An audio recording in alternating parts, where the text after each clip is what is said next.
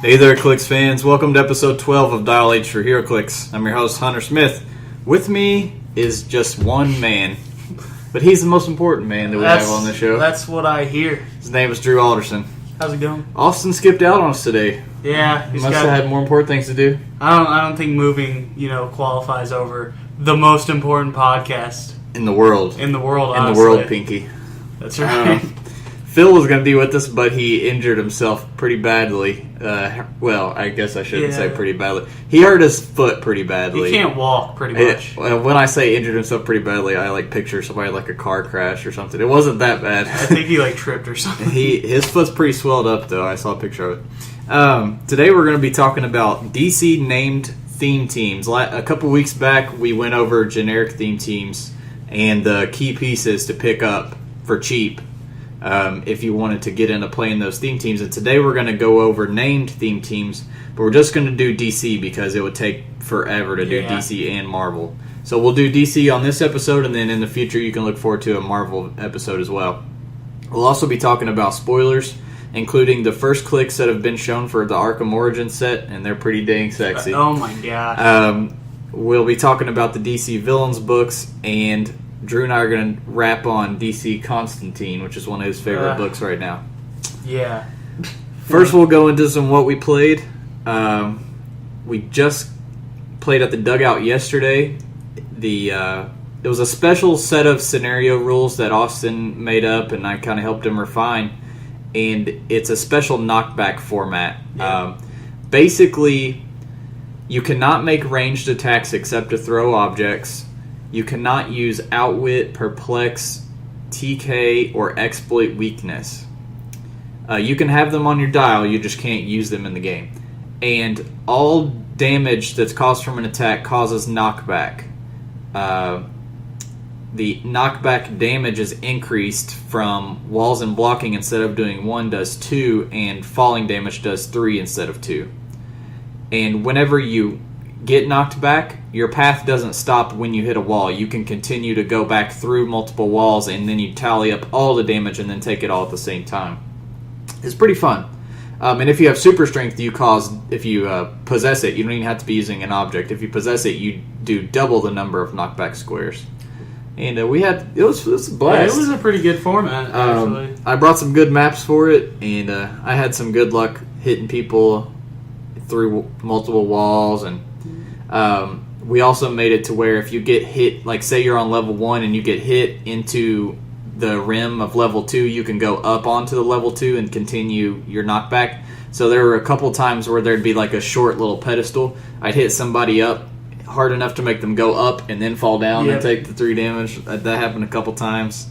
It was a blast. What team did you play, Drew? I ended up playing some random team that I made up in my head. I used I made it on Friday the last minute, and it was Superman from Superman, the common one, the Beast. The Beast. At 300 or 150? 150. Either way is really good. Yeah, 150 he just gets so much bang for his buck. I mean, pick up an object and you hit for 6 or 7. I think he's 6 with a heavy. 6, yeah. And he usually has Outwit, but in this format, you can't use it. You can't use Outwit in this format. So I used Pseudosaurus Bats.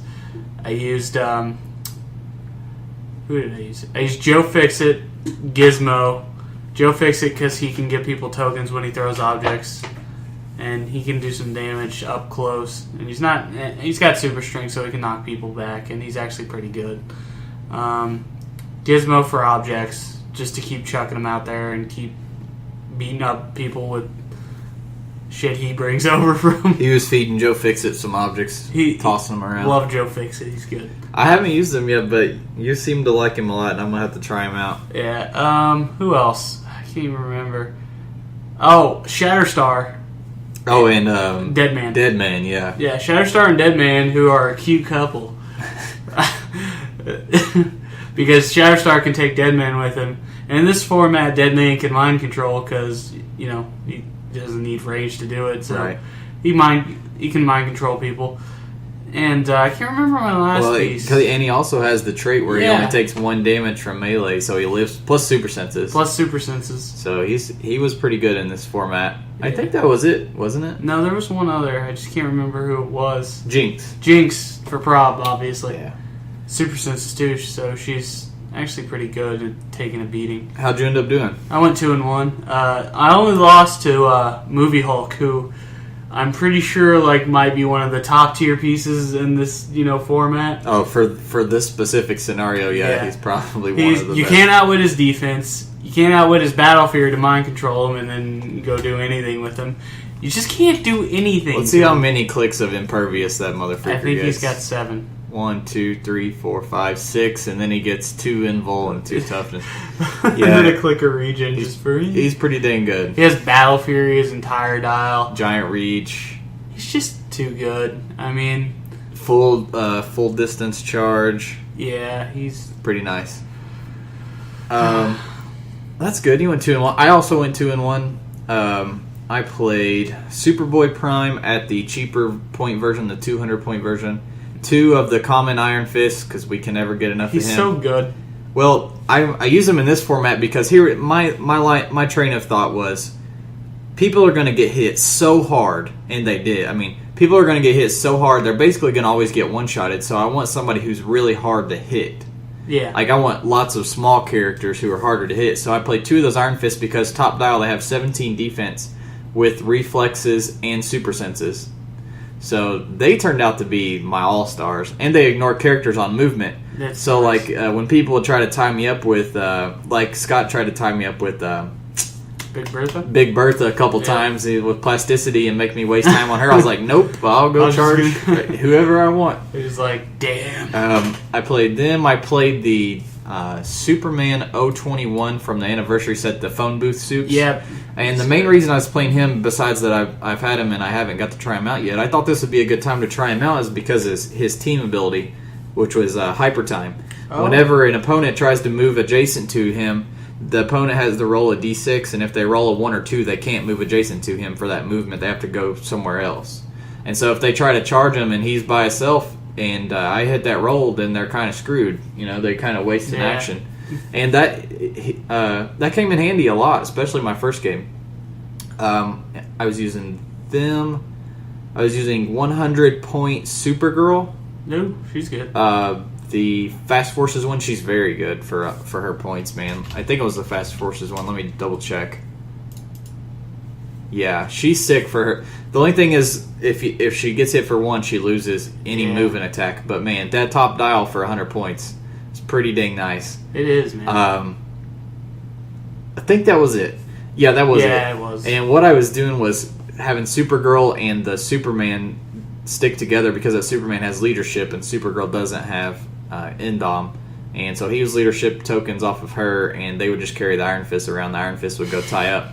And I did good. I lost to a full point Superboy Prime team that ended up winning the whole thing. Yeah. And there was actually I had a couple chances in our game to beat him. He had the full Superboy Prime, 2 Alfreds, Gamora, and a white suit Iron Fist. Or no, I think he had the full points Iron Fist, which is also really good. And I had two ways that I had lined up to hit his full point Superboy Prime through 4 walls. So he would have taken 8 damage just from that, plus the attack. So would have one-shot him. First try, I line up. I only need to roll a 4, and I rolled a 3. Or I rolled a 6, then he probbed it, and I rolled a 3. And then the second try was with Supergirl, and I only needed a 5, I think, and I crit missed. And I was like, Jesus Christ. And from there on out, I got stomped. But, that's part of it. That's how it goes. How it goes, whatever. No big deal. It was a fun game, fun format. I had a blast playing. It was an enjoyable experience. So we'll have to try that again maybe next year. Maybe do that once a year. Wednesday, I played at Game Preserve. The format was 500 points silver, and Phil would randomly assign your table a random battlefield condition. And I played a detective theme team of Lieutenant Gordon, Martian Manhunter from the Anniversary set, the alien looking one. He's awesome. I played him at his cheaper point dial. Hannibal King, who was amazing. He's a beast, man. Let's see. I played the duo Heroes for Hire duo. Colleen Wing. Oh, I played her version because she has like charge blades and reflexes. Right. I played a Batman. Which Batman? Oh, the strategy game Batman, the one that gets to pick a power at the beginning of the game. Basically, you can give him any power that he doesn't possess on his damage or attack. Any attack or damage power that he doesn't already possess on his dial. And it's a trait, and you choose at the beginning of the game. He has perp, prob, and outwit, so you can't choose any of those. But, I mean, you got so many options. I chose Psychic Blast the first game because I was playing against a Hulked Out Heroes team. One time I chose Close Combat Expert because I knew I was going to be dealing with a bunch of melee pieces. I chose Shape Change one game just to make him harder to hit, and that came in really handy. His attack power is really useful. End cap for free when he has no action tokens. That is pretty good. He was a lot of fun. He was pretty good. He's definitely good, but he's not like the best Batman I've ever played or anything. Yeah. There's just too many of them. I played the Arkham Asylum Question, the really old, really good one. Oh yeah, he's amazing. I think that was it. I'll double check while I'm talking about him, but I did pretty... Man, I was just off my game all night long, dude. I was rolling crappy, I was playing crappy, I ended up going 2-1, I think, but, like, I lost the game I shouldn't have lost, and I was just... I don't know, it was just one of those days where I don't know, I was, like, just, like, daydreaming, like, my brain wasn't... It had been a long day at work, and my head was not in it, and I'd get my butt kicked left and right most of the time. But I still had a lot of fun. It was a fun format. The first battlefield condition in my first game totally ruined me. The whole point behind, or not the whole point, the point was I wanted to play some of these pieces, and I figured it'd be fun to play a detective theme, because who's ever played a detective theme? And but what I was doing was using Lieutenant Gordon, because his ability just has to be any keyword that he has, so all the detectives would get to do it. So what I was doing was using Martian Manhunter and Hannibal, who are my two flyers. I would choose them with Lieutenant Gordon's thing, and they would carry the other two pieces up. Nice. So my whole team could move. Well, that'd be nice, except for the first battlefield condition on my first game was the one where no one can use flight. God. Or carry. That one sucks so bad. And he didn't have any flyers on his team. He was the Hulked Out Heroes. But I ended up winning that game pretty easily. That completely screwed you over, though. Yeah, I was like, I hope I do not get that one again, because that hurt me bad. The second and third time, I don't remember what they were, but one of them was my last game was whenever you roll a crit hit, you remove you also get to remove a token from another friendly character or something like that. There's something special to his crit hits. And then the last one was really cool. Whenever your highest point, your current, so it can change throughout the game. When your current highest point character gets KO'd, you can clear a token off all cheaper characters on your team. Nice. Yeah. So we had to be careful about who we knocked out, on our opponent's teams. We didn't want to knock out their top piece. But it was a lot of fun. And then I played Fear Itself at Comic Book University a couple weeks ago. I went 2-1. I lost a nail biter to Ricky in the first round. He had a ridiculous team, like the best sealed team you can get with Wolverine and Fear Itself. He had the Jean Grey for TK. Oh my gosh. He had Colossus and he had Tannerus. Well, yeah, that's gonna win.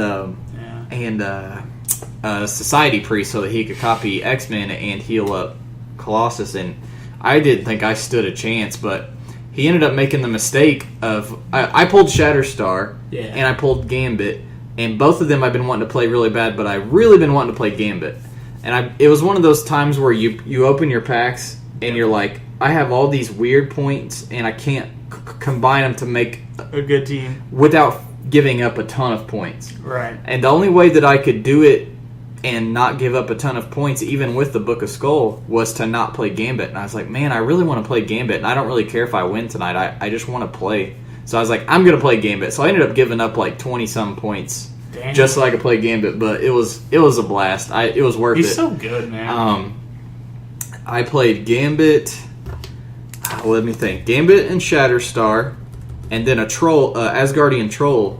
And that's who Shatterstar was carrying around. Ooh. And what I would do was give Troll Scotty's hammer so he could exploit, have him pick up an object, and then Shatterstar would teleport him in, and the Troll would hit somebody for 5 exploit. That's really good. Well, Ricky made the mistake. I got in and I hit Colossus pretty hard, and or Tannerus really hard, and had him on his last click. And he made the mistake of leaving the Troll alive, and tried to break away and hit my main piece instead of finishing off the Troll. And so he failed his he failed his breakaway, and the Troll ended up killing or pegging one of his guys again for 3 exploit, tearing through Tannerus, who's hard to hit because he has shape change he's and ridiculous. imperf. And I was like, he was like, man, I should have left that Troll alive. So anyways, it came down to I had Gambit and Monkey King alive, and he just had Tannerus, I think. No, Colossus. Oh, okay. And I had it all lined up to shoot him, and with Gambit to finish him off because my belt was on +2 Psychic Blast. And Gambit was lined up to take him out, and I crit missed. But I've had some crappy luck lately. So, anyways, I ended up doing really well 2-1, but my last game though Gambit was all worth it. I managed to do his special energy explosion. Oh god, 15 damage in one shot. Yeah, 15 damage with that chuck an object, penetrating deal, and then that turns the book 3 times. Plus, I killed one of the guys. That's ridiculous. So it turned the book big time. Gambit was so fun. I can't wait to play him again. I had a blast on Thursday too. Let's get into some news. We had some really cool Mage Knight pieces spoiled this week. First off, we have the Skeleton Skullwalker. He's probably my favorite for sure. He's a beast. He has a trait that when you give him a move action, after actions resolve, you place a hindering marker in its square, and that remains on the map until the Skullwalker no longer is in that square. He ignores it for movement purposes, and he has stealth. So basically, he carries his own stealth around with him. Yep. He also has a really badass team ability. All these Mage Knight team abilities have been so awesome. This one's called Mage Spawn. At the beginning of the game, you choose a friendly character with the highest point value to be this team's master. If a character using this team ability is within 4 of the master, when the master is given a move action, the character using this team ability may be given a move action as a free action. So you can move your minions with you for free. So it's uncopyable. That's just amazing. This little guy, so he has stealth for his first few clicks and toughness and exploit weakness. And then later in his dial, he turns into kind of a melee piece. He gets invincible for 2 clicks in the middle, actually. He gets invincible with Blades, Claws, Fangs with a 1 exploit. But he gets Blades, and then the last 2 clicks he gets Flurry. So I'm looking forward to playing that little guy. He's 55 points. This whole set looks really cool to me. Oh, I accidentally exited out. Yeah, it's like we got one more. The whole set is looking really cool. I know, man. It's only, I think it's the end of October for this one. Is it the end? Thor comes out this coming Wednesday, and Mage Knight comes out at the end. The other guy is pretty cool too. Shift Ravager. He has improved movement, ignore, elevated. His special attack power gives him poison and smoke cloud, always a good combo, with stealth. His trait is when it's not your turn, lines of fire to him are hindered when he occupies water terrain, and he has that stealth, so he's going to be stealthed whenever he's in water. He has reflexes and exploit for the first few. He has reflexes full dial. Yeah. And he has that poison, and then late dial he picks up poison again. So basically he's a poison moving up safely piece with exploit too, and he gets close combat expert. So he's only 60 points. So him and the skeleton are both play kind of similar. Slowly moving up on your team safely, trying to stay hidden while they move up. He actually moves through blocking. Moves through? No, it's elevated. Yeah, but still, really good. Yeah, he's pretty cool. there was a Star Trek spoiler for the Columbia. 50 points, has a special attack power, prob control, but only on its own close combat attacks. A 6-range Federation ship, pretty bland, has charge, top dial, and then it gets plasticity and willpower and CCE for the rest of its style. It's okay. It's a thing. Yeah, it exists. It's there if you really... The big thing everybody's excited about. Oh god, here we go. Arkham Origins, first spoilers, and they went all out with these first spoilers. They did not fuck Deathstroke. You want to go after over Deathstroke? Oh my gosh. Alright, so Deathstroke has this ability, a trait, if you will. During your first turn, choose an opposing character. He gets 50 additional victory points if they KO him. So it's, keeping with the theme of Deathstroke and all this assassinness. Yeah. He starts on a 10 charge, 11 white box, which allows him to use Incapacitate. When he does, he may also deal his printed damage value divided any way you choose among his hit targets. He's got a 5 range with double bolt, so that's actually pretty good. I mean, he's got a 4 damage on his this is more of a melee-based Deathstroke. Yeah. I mean, he has charge, sidestep, flurry, blades. And he gets improved targeting, which ignores hindering. Yeah, so he's through stealth. He ignores everything when he moves. He's more close combat based than the other Deathstrokes we've seen. He also gets a regeneration where he only subtracts 1 from the D6 roll. So sick. And toughness while he has that too, so he still has a little defense. Yeah, so 1, 2, 3. Yeah, he goes back up to full click if he hits a 6. Jesus. Yeah. Flurry and blades for the last few clicks with Perplex. Wild card, Endom, 195 points. He's pretty expensive, but I think he's worth his points. He's definitely gonna be fun to play. He's a good alternative to the 85 Deathstrokes we have, in the recent 3 months. As much as I love Deathstroke, I have not played any of the modern Deathstrokes. Still haven't played. I got beat at Gen Con by the one from Teen Titans. He's pretty good. That one is probably the better of them, in my opinion. Yeah. But I still haven't played them yet. They're just so expensive. They're hard to fit on a team, and this one's the most expensive out of all. A 200-point Deathstroke. He's got really good keywords, though. He's got Arkham Asylum. He's got Gotham City Underworld. Could not be more happy about the Arkham Asylum and Gotham City Underworld, but especially Arkham Asylum, man. I love me some Arkham Asylum. He's definitely a playable piece. I mean, he is definitely a playable piece. The one I'm more excited about is Deadshot. My dear Lord. Deadshot's 150 wild card, 12 attacks starting out with stealth and energy explosion. He has 8 range, 2 bolts, Endom, range combat expert, sharpshooter. And the hired assassin trait, same as Deathstroke has. He KOs his target. He gets an additional 50 victory points. But he has a special prob as well when he targets a single opposing character. So when you're RCing and you only get 1 bolt, he can use prob control for that attack. So basically, you're always going to do both to your damage because you got on that special 12. prob. Yeah. And Arkham Asylum keyword assassin and Underworld. So sick. Here's why. Somebody was asking me why am I getting so psyched about this Deathstroke and Deadshot having Arkham Asylum keywords. For one, I love Arkham Asylum. It's one of my favorite. We both play Arkham Asylum a lot. Yeah. Here's the thing people aren't thinking about. He's a wild card. Yep. What team ability do most Arkham Asylum pieces have? Batman enemy. Batman enemy, yeah. What do they need? High attack values to share. What does he start with? A 12. He's giving your Batman enemies a freaking 12. Suddenly Holiday Killer is a... Can you imagine him and Holiday Killer just sitting... Gosh...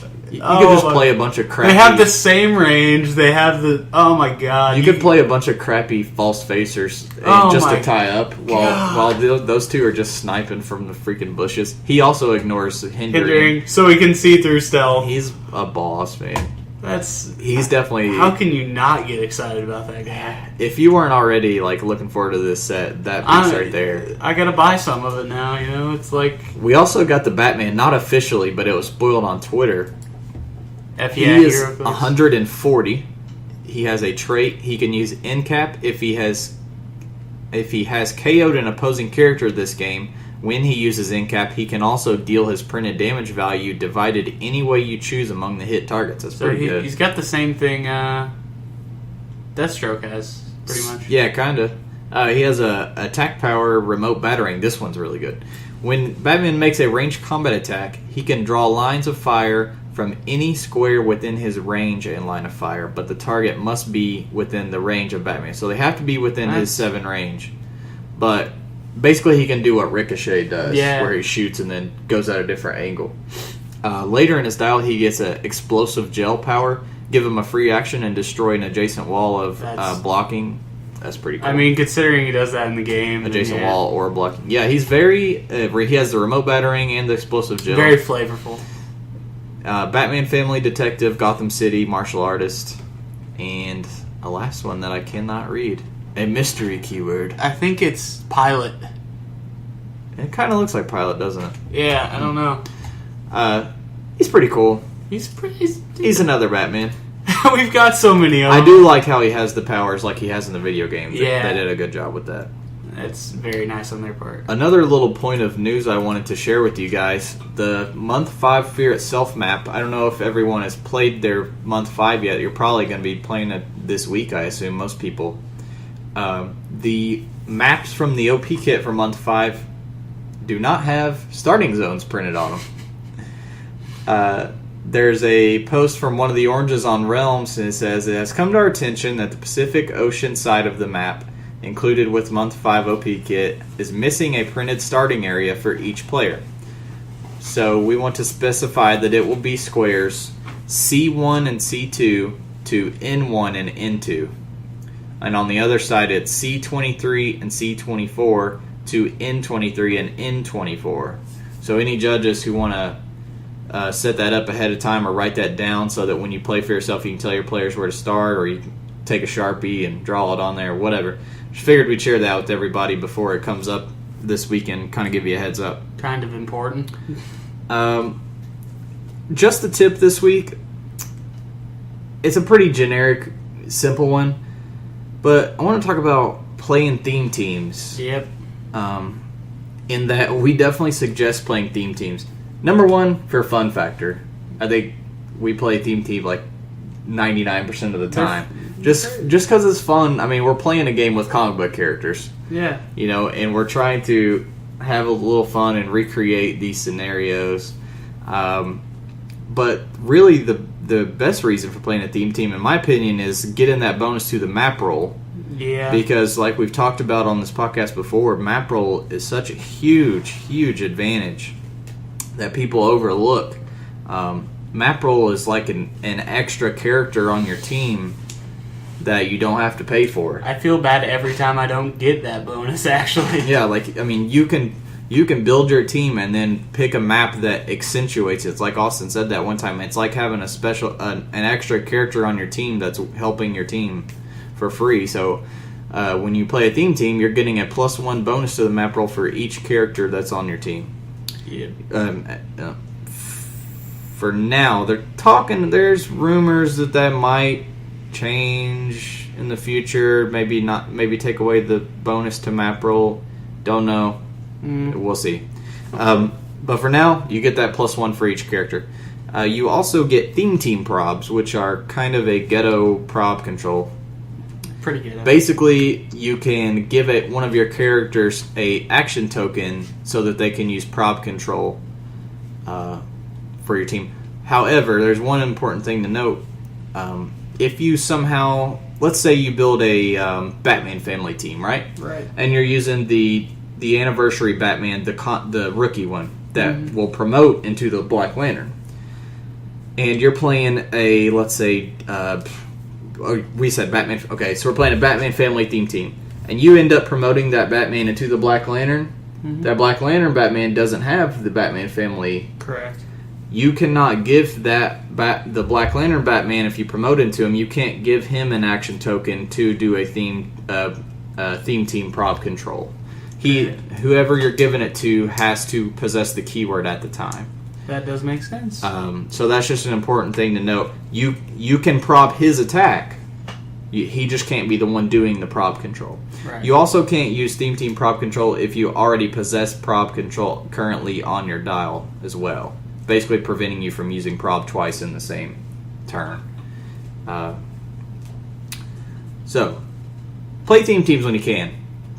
A for fun, B for map, and C for Theme Team, or for prop control. They help. They really do. Our main topic, as I said, DC named necessities. I couldn't, of course, go through every keyword the DC has because we'd be here forever. There's so many. What I did was I picked the main ones whenever I would do searches for them. The main ones that had a lot of different options on their search results. Some of the, like some keywords, if a keyword only had like a dozen possibilities, then I'm not covering it. But I'm covering the big ones. First, we'll start off with the one we were just talking about, Arkham Asylum. Again, a quick reminder before we start. When I choose these, I'm choosing figures that are no more than $20 so that I can save you some change. And I'm also choosing figures that aren't necessarily like the absolute best beastly attacker piece that exists for it. I'm picking these figures that not only are good but work well with the other pieces that have the keyword. That, or they supply something that's hard to find with said keyword. A perfect example is Arkham Asylum Calendar Man. Oh my god. Calendar Man gives you prop control and outwit and perplex,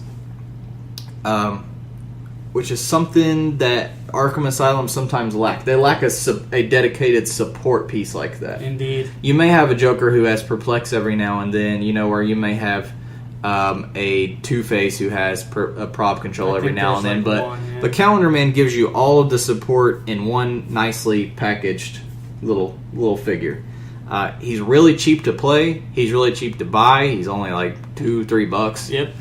I definitely recommend picking up a Streets of Gotham Calendar Man. Another piece that people overlook, in my opinion, is the Hired Henchman, the common one from the Batman set. He has the Arkham Asylum keyword, and he has two different dial options. One version gives you wild card for your boss's team ability, but more importantly, it gives you support and defend with a 14 defend. So what you can do with these guys, if you start them on the A dial, which is their support dial, you support, and then you choose to give the figure that you're trying to support your 14 attack or defense. So that now you only need to roll a 6 to heal them. Right. And I just think there's not a whole lot of support pieces for Arkham Asylum. In fact, them and maybe I think one of the Poison Ivies gets it at some point. Yeah, it's the No Man's Land one. Yeah, I would pick up a couple of Hired Henchmen. They're like 50 cents. Pick up a couple of these guys, whether you play them on that dial or whether you play them on their Flurry dial. Yeah, they're worth the points and a nice little tool to have in your Arkham Asylum toolbox. Another piece, one of your absolute favorites, Mr. Drew. Oh, which one's that? Mr. Freeze from Batman. Oh, he's so good. He is a super rare from Batman. He's a little more expensive. He's like $18. I was gonna say he's around the $15 to $20 range. I assume it's been a while since I've looked at one. I imagine he's like $15. Yeah, I was gonna say about 15. Mr. Freeze is awesome. The main reason he's on here is because not only is he a really good figure, but he's a very good ranged figure, which is kind of hard to find in Arkham Asylum. He has running shot and in cap with a trait. When he makes a ranged attack, modify his attack value by +1 for each target character, and he has 3 bolts, so you can get it up to 3. Yep. He has a special damage power, range combat expert. When he does, he can target multiple characters, so you can get... Basically, he has a 3 damage. You can use RCE, give both to his damage, and then now with the trait, if you target 3 people, you're getting a 13 and a 5. Which is pretty damn good. Pretty dang good for a 118-point piece. The reason a lot of people use him is for his little trick, his attack power he gets later in the game. Barrier and end cap. When he uses Barrier, give him +3 range, and after actions resolve, he can use end cap as a free action, targeting all opposing characters adjacent to the terrain markers with a close combat attack. Excuse me. So, It's pretty good. I mean, I've played against him and had people like put down a barrier that covered like 6 of my figures and get a chance to in-cap all 6 of them for free. He's pretty dang good. He's definitely the best ranged option that Arkham Asylum has. Another one that you like a lot, Zeranaw. Oh, dude, he's great. He's an LE from Batman, 153 points. He is kind of the total package. He's not a ranged attacker, but he's a very good close combat attacker and kind of support piece. Yep. He's a little expensive for Arkham Asylum. Definitely he's 153 points. But he has traded super strength and toughness and traded prop control. Not only prop control, though, when he uses it, if the final attack result is a hit and doubles, you get to heal him of 1 damage. Which is pretty great. No matter whether that was your opponent that did that attack or you did that attack. He has an attack power for most of his dial. He ignores other characters' stealth, and characters targeted by Batman of Zeranaw cannot use Mastermind, Shape Change, or Super Senses for that action. It's pretty boss, actually. Yeah, and he has very high defense. He has 17s and 18s with reflexes. Pretty much his whole dial. Last 2 clicks, he picks up Flurry with a 12 attack, 3 and 4 damage. And then the rest of his dial, he has like Perplex and Outwit. So like I said, he's a good support piece. He has traded Prob, and he has Perp and Outwit throughout his dial. He's hard to hit. He doesn't have Indom. But he's still really, really worth his points, man. He definitely is. Traded toughness and those high defense values, full dial, make him a boss. Plus the Batman ally, so he's going to be stealth and safe from ranged attacks. Him being able to see through stealth comes in handy on Arkham Asylum because no other Arkham Asylum piece can do that as well. So that helps your team out a lot. He can see through to Outwit or to Perplex down somebody's defense or something. He's amazing. He's an LE. He's under $10 though. Yeah, he's not too expensive. The last one I just wanted to honorable mention was the new. Let's see if I can find him here. The new Deadshot that we were talking about. Oh yeah. Strictly because, like I said, 12 attack with Batman enemy. Being able to share the attack ability with the rest of your Batman enemy. Sadly, he's going to outclass Mr. Freeze as the best ranged attacker. True. But, I mean, if you're playing higher point value games and you want to play both... What about playing him and Mr. Freeze together? I know, that's what I was going to say. Give Mr. Freeze the 12 replacement. Yeah. Then Mr. Freeze gets the +3 attack, so he's a 15. You could give Mr. Freeze a 15 attack, 5 damage. Oh my gosh. Gosh, it would be nuts. So Deadshot looks like he'll probably be a useful Arkham Asylum piece as well later.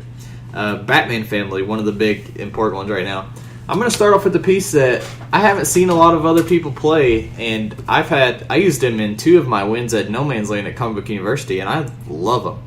Streets of Gotham Batman, the 013. He has traded Perplex and Leadership, but only to target friendly characters with the same team ability or keyword. Yeah. Playing Batman family, I mean, they all have the same keyword. Yeah. He has Charge, Flight Ability, and Super Strength with Outwit on his top 2 clicks, with an 11 attack. Pretty good. So he's a good support piece with the Leadership and the Perplex and Outwit for your team, but he also has Charge with Super Strength. One of the few Batman with Super Strength. Suit of Sorrows is like the only other one. That's the only other one, yeah. And this guy has Indom too. And then his last 3 clicks, he picks up Flurry with reflex. He's pretty hard to hit, like a 19 and then an 18 with reflexes. pretty dang good piece. Really good because, like I said, that trait given the rest of your Batman family guys leadership and perplex.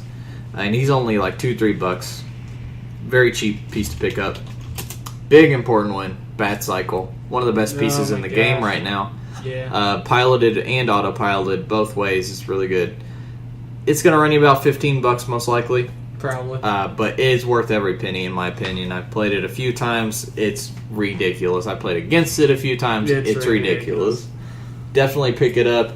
It gives you some carry. There's not a lot of flight in Batman family. Yep. So this is one of the few ways you can carry around. Most of the pilot abilities go off of pieces with the Batman family keyword. And it also gives free smoke cloud, which is going to come in handy for your Batman ally team ability pieces, which is like all of them with Batman family. Mm-hmm. Another one I wanted to mention, he's a little expensive too, probably about $15 to $20. the Bruce from Batman, the Hush Prime version. Oh, yeah. 95 points. A special support power. He can use Outwit, Shape Change, and Support. And when he uses Support, don't subtract 2 from the D6 roll. That's really good. He's such an pain in the ass. He has Wild Card, so he's going to copy Batman ally from your other guys, and he's going to be stealthed. So he's stealthed with Shape Change. And he's so hard to hit, and then even when you do hit him, like, he can fight back. He has blades, he has Psychic Blast at one point. He gets reflexes and pretty high defense values. He's hard to hit, man. Oh, also, if no friendly characters on the map have the bad ally team ability, then he can use it as well. He also his self ignores stealth. Yeah, I was about to say. So good. One of the few Batman family pieces that can do that. So I suggest picking him up as well. $15 to $20. 95 points is a little pricey, but it's worth it. He's well worth it. I've played against. He's so I've annoying. Lost to that piece so many times. Yeah. No Man's Land Batgirl. A piece that I had recommended to you one time, and you used it, and you loved it. So good. 67 points for Charge, Flurry, and Plasticity. Top couple clicks. Then she picks up a special attack power. Once per turn, she can use Force Blast or End Cap as a free action. When she does, target opposing characters don't take knockback damage or pushing damage from this use. But it's still a free... End Cap. Yeah, I mean... You're still tying them up while she's beating the crap out of them. Yep. She has a 19 defense top click from Melee. And she has the Batman ally, so she's going to be stealth the whole time. So Charge, Flurry with a 10 and a 3 for 67 points by itself is worth it. Then, not to mention the extra free end cap and free... Nightwing with boobs, man. That's all there is to it. Nightwing with boobs. Let's see. Last piece. One of my favorite Batmans, if not my favorite Batman, is the Anniversary Common Batman. Oh, God, he's so good. I've played him lots of times. He's 63 points, 12 attack top dial with end cap and stealth and outwit. Basically, I usually give him the Justice League Silver, which makes him a 13 attack. And then I just set him, park his ass in hindering, outwit, and double end cap pieces on their team while the rest of my Justice League pieces run around. He can promote into the Black Lantern Batman, but that Batman, personally, I like this Batman better myself. Yeah, he's a better... If you can keep him at range and safe from retaliation, because he's naked on defense, he just has willpower. Yep. But he is stealthed. But if you can, I usually move up my close combat piece. There's a team that I've ran multiple times. Him, Hawkman, Mara, and Aquaman. That's so good. I'll send Aquaman and Hawkman in to kind of beat the crap out of people, and then I'll move up Batman. Yeah, because, I mean... To outwit and cap, because he goes down quick when you hit him. Yeah, this Batman. But he's got willpower, so he's not... He doesn't take damage, but he starts with the 12 attack, 3 damage outwit, leap climb. He's just gonna do stuff. He's 63 points, man. Blue light special, man. Blue light special. Value. Next is one of my favorite keywords to play, Birds of Prey. Ooh. We're going to start off with the very obvious and very good choice of Fast Force's Oracle. Oh, God. 50 points, and the reason you're using her is her special defense power. Give her a power action, choose another friendly character that shares a keyword with her, and has no action tokens. That character is immediately given a move action as a free action, with their speed value halved for this action. Using her and Barda together is just one of the most annoying things that you can do in HeroClix, and you're getting your Barda across the entire map with that accompanied with Boom Tube. Yeah, she can go wherever she wants. Speaking of Barda, she's definitely on here as well.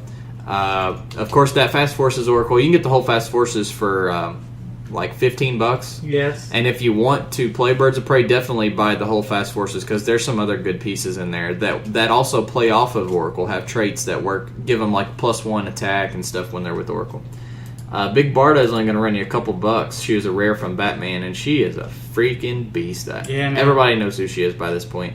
If you played Batman Sealed, you know who Big Barda is. I'm trying to think, has there ever been a piece dominate Sealed as strongly as I don't Barda think did so. Maybe Spiral. I don't know though. Not as nearly bad. I just feel like Barda really probably, as far as since we've been playing at stores, no piece has dominated their sealed format like Barda has. I can't think of anyone from Spider-Man. I can't. Once per game, give Big Barda a double power action to use phasing as if she had 12 speed. After your actions resolve, you can give her a close combat or ranged combat action as a free action. So she can use her Psychic Blast on that, or she can use Charge, or if she has the Bat Belt and she's on +2 Flurry, she can freaking +2 Flurry. In which case you're playing sealed at No Man's Land and they have the belt with them. And so that was a regular occurrence. I was never lucky enough to pull this stupid thing, but I always had to play against 2 or 3 every single time. Prep time and... What I did like to do is I used her in Constructed once or twice on Birds of Prey teams. I like to wait and not boom tube because at the beginning of the game everybody's expecting the boom tube. Everyone's expecting. So they play all safe and they kind of set up their stuff. And then if you never boom tube, she can already charge for 5 squares. And if you're running Oracle, she's moving 5. She's charging for 10 basically. Yeah, dude. Then once they hit you onto your flurry, then boom tube over away from the guy who's beating you up, over onto somebody, beat up their Alfred or something phase over, flurry the crap out of somebody, and now you're safe and that piece has to move back in on you again. It's annoying. She also has a trait that makes her a lot harder to kill. Modify her defense value by +1 for each action token assigned to her. Which is annoying as hell. What used to be a pain in the butt was after you boom tube somebody, now you have, it's a double power action, so now you have a 19 defense. 19 imperv. She's such a pain in the butt, man. Pick one up for a couple bucks. She's worth it. If you're going to play Birds of Prey, definitely got to have one. Another piece that's only a couple bucks. Oh, God. She's Common Dove. She's so good. Charge and exploit, and she replaces her damage value with the opposing character that she's hitting's damage value. So the bigger the threat that you're hitting, the more damage you're dishing out to her. 10 and 11 attack. A defense that has an 18 defend, always useful, with super senses as well. So if you're running her with Barda, she's given that defend to Barda plus Barda's trait, you're getting Barda up to a 20. So good. This Dove is... She has mystical keywords. She works good on mystical teams. I almost included her on our mystical, generic team. She's really cheap too. Only a couple bucks and 86 points. Well worth it. Lady Blackhawk is useful. God. She's also in the Fast Forces with Oracle. Yep. She's not amazing. She's not a great attacker, but the reason you want to use her is because of her movement power. It's a carry ability, but when she uses it, she can use flight and carry up to 4 characters with Birds of Prey or Soldier. She can carry friendly characters that have the Birds of Prey keyword regardless of their attack and speed symbols. So she can carry Barda and Dove and whoever she wants. And when she does, she does not modify her value when she does the carry ability either. So she's moving a full 10 squares. Pretty dang... Everybody looks at this piece and you look at its powers and its numbers and you're like, meh. But when you see it in action, carrying Dove and Barda around, you realize I've used it to dynamic effect in a couple of No Man's Lands playing Birds of Prey teams. She is definitely a useful piece. Catwoman from the Anniversary set. Oh, this is the anti-resource Catwoman. Yeah. She's good by herself, but for Birds of Prey team, she's amazing. She's Calculator. She's a tie-up piece that opposing characters within 6, or just other, so it affects you as well. Other characters within 6 squares of Catwoman assigned a relic or resource can't use the effects of that relic or resource. Leap, Climb, Stealth. Like I said, she's mostly a tie-up piece. Super senses and then reflexes, and she does pick up blades mid-dial and some close combat experts, so she can retaliate herself, but the main reason you're using her is really nerfing the opponent's relics. Yeah. And also giving her that wild card ability can come in handy too. She's cheap. She's I want to say $5, $5 to $10. She's not that expensive. All these pieces for Birds of Prey are super cheap. You could probably get an entire Birds of Prey team for $20, probably. Oh, you can get almost all of these for 30. For 30, you can pick up every single one of these. A couple Golden Age ones I wanted to mention that I've used and never seen anybody else use. Legacy 003 Spoiler, 22 points. Oh, Jesus. for 18 defense. That's it. That's all you need to know. That's pretty good. 22 points. Even for the +1, even just use her for theme team props for Birds of Prey. She's got the puck effect. Points. She's better than Puck at what I know, she does, man. I love that puck. And this, I think I picked up this spoiler for like 35 cents on Cool Stuff like forever ago. She's pretty good. I was searching through Birds of Prey and I saw her and I was like, what the? This piece is stupid. Katana. I have this Katana in my, game? The our good. Marvel vs. Capcom game. Yeah. 37 points. This is collateral damage 19 Katana. Right. 37 points for the Outsiders team ability is worth it. That's amazing. Then she also is at 18 defense up close with blades. With blades. I mean, just tie up and Outsiders, and again another piece for your Birds of Prey team, man. She's good. That's it for Birds of Prey. Gotham City, GCPD cycle. We've already talked about on police teams. I would definitely pick up one, although it's going to run you $10-15. It's well worth it because you don't have a lot of carry and move. So Cycle and Cruiser are the two big ones that I'm going to name. Cruiser is going to be about $20, maybe a little bit more. I wanted to go ahead and list it just in case. I can't remember exactly how much it is. So if you want to spend a little bit more and pick up a Cruiser, I highly recommend it. I love my Cruisers. And yes, you do. That and the Cycle are two of the biggest Gotham City pieces. Another Gotham City piece that's important, even still in the meta, that you used a couple weeks ago, is the 202 Bruce Wayne. Oh, yeah. He has 3 different point option or dial options. He's only 50 points, but the one you're probably going to use is the TK one. Yeah, 50 points for TK and Perplex is amazing. Well worth it. The Lieutenant Gordon from Dark Knight Rises, I raved about him. One of my favorite pieces. Yeah. Definitely pick him up about $12. Question, Arkham Asylum, I just used this piece. One of my favorite pieces. Just used it in my detective theme team. 37 points for a 10 attack, willpower, 2 damage, and stealth. That's just its attack powers for 37 points. Then you bring in the damage ability. Once during your turn, Question can use Outwit or Perplex. And when you're using Perplex, she can modify the combat values of only opposing characters. But for 37 points... That's pretty amazing. Even if she had nothing but the Outwit and Perplex power, she'd be worth it. Or even just for those values, for 37 points. She's legit, man. Both of them combined makes her one of the best pieces ever. Sadly now outshined by the new Question. Yeah. But for 37 points, this piece still holds up very well for efficiency.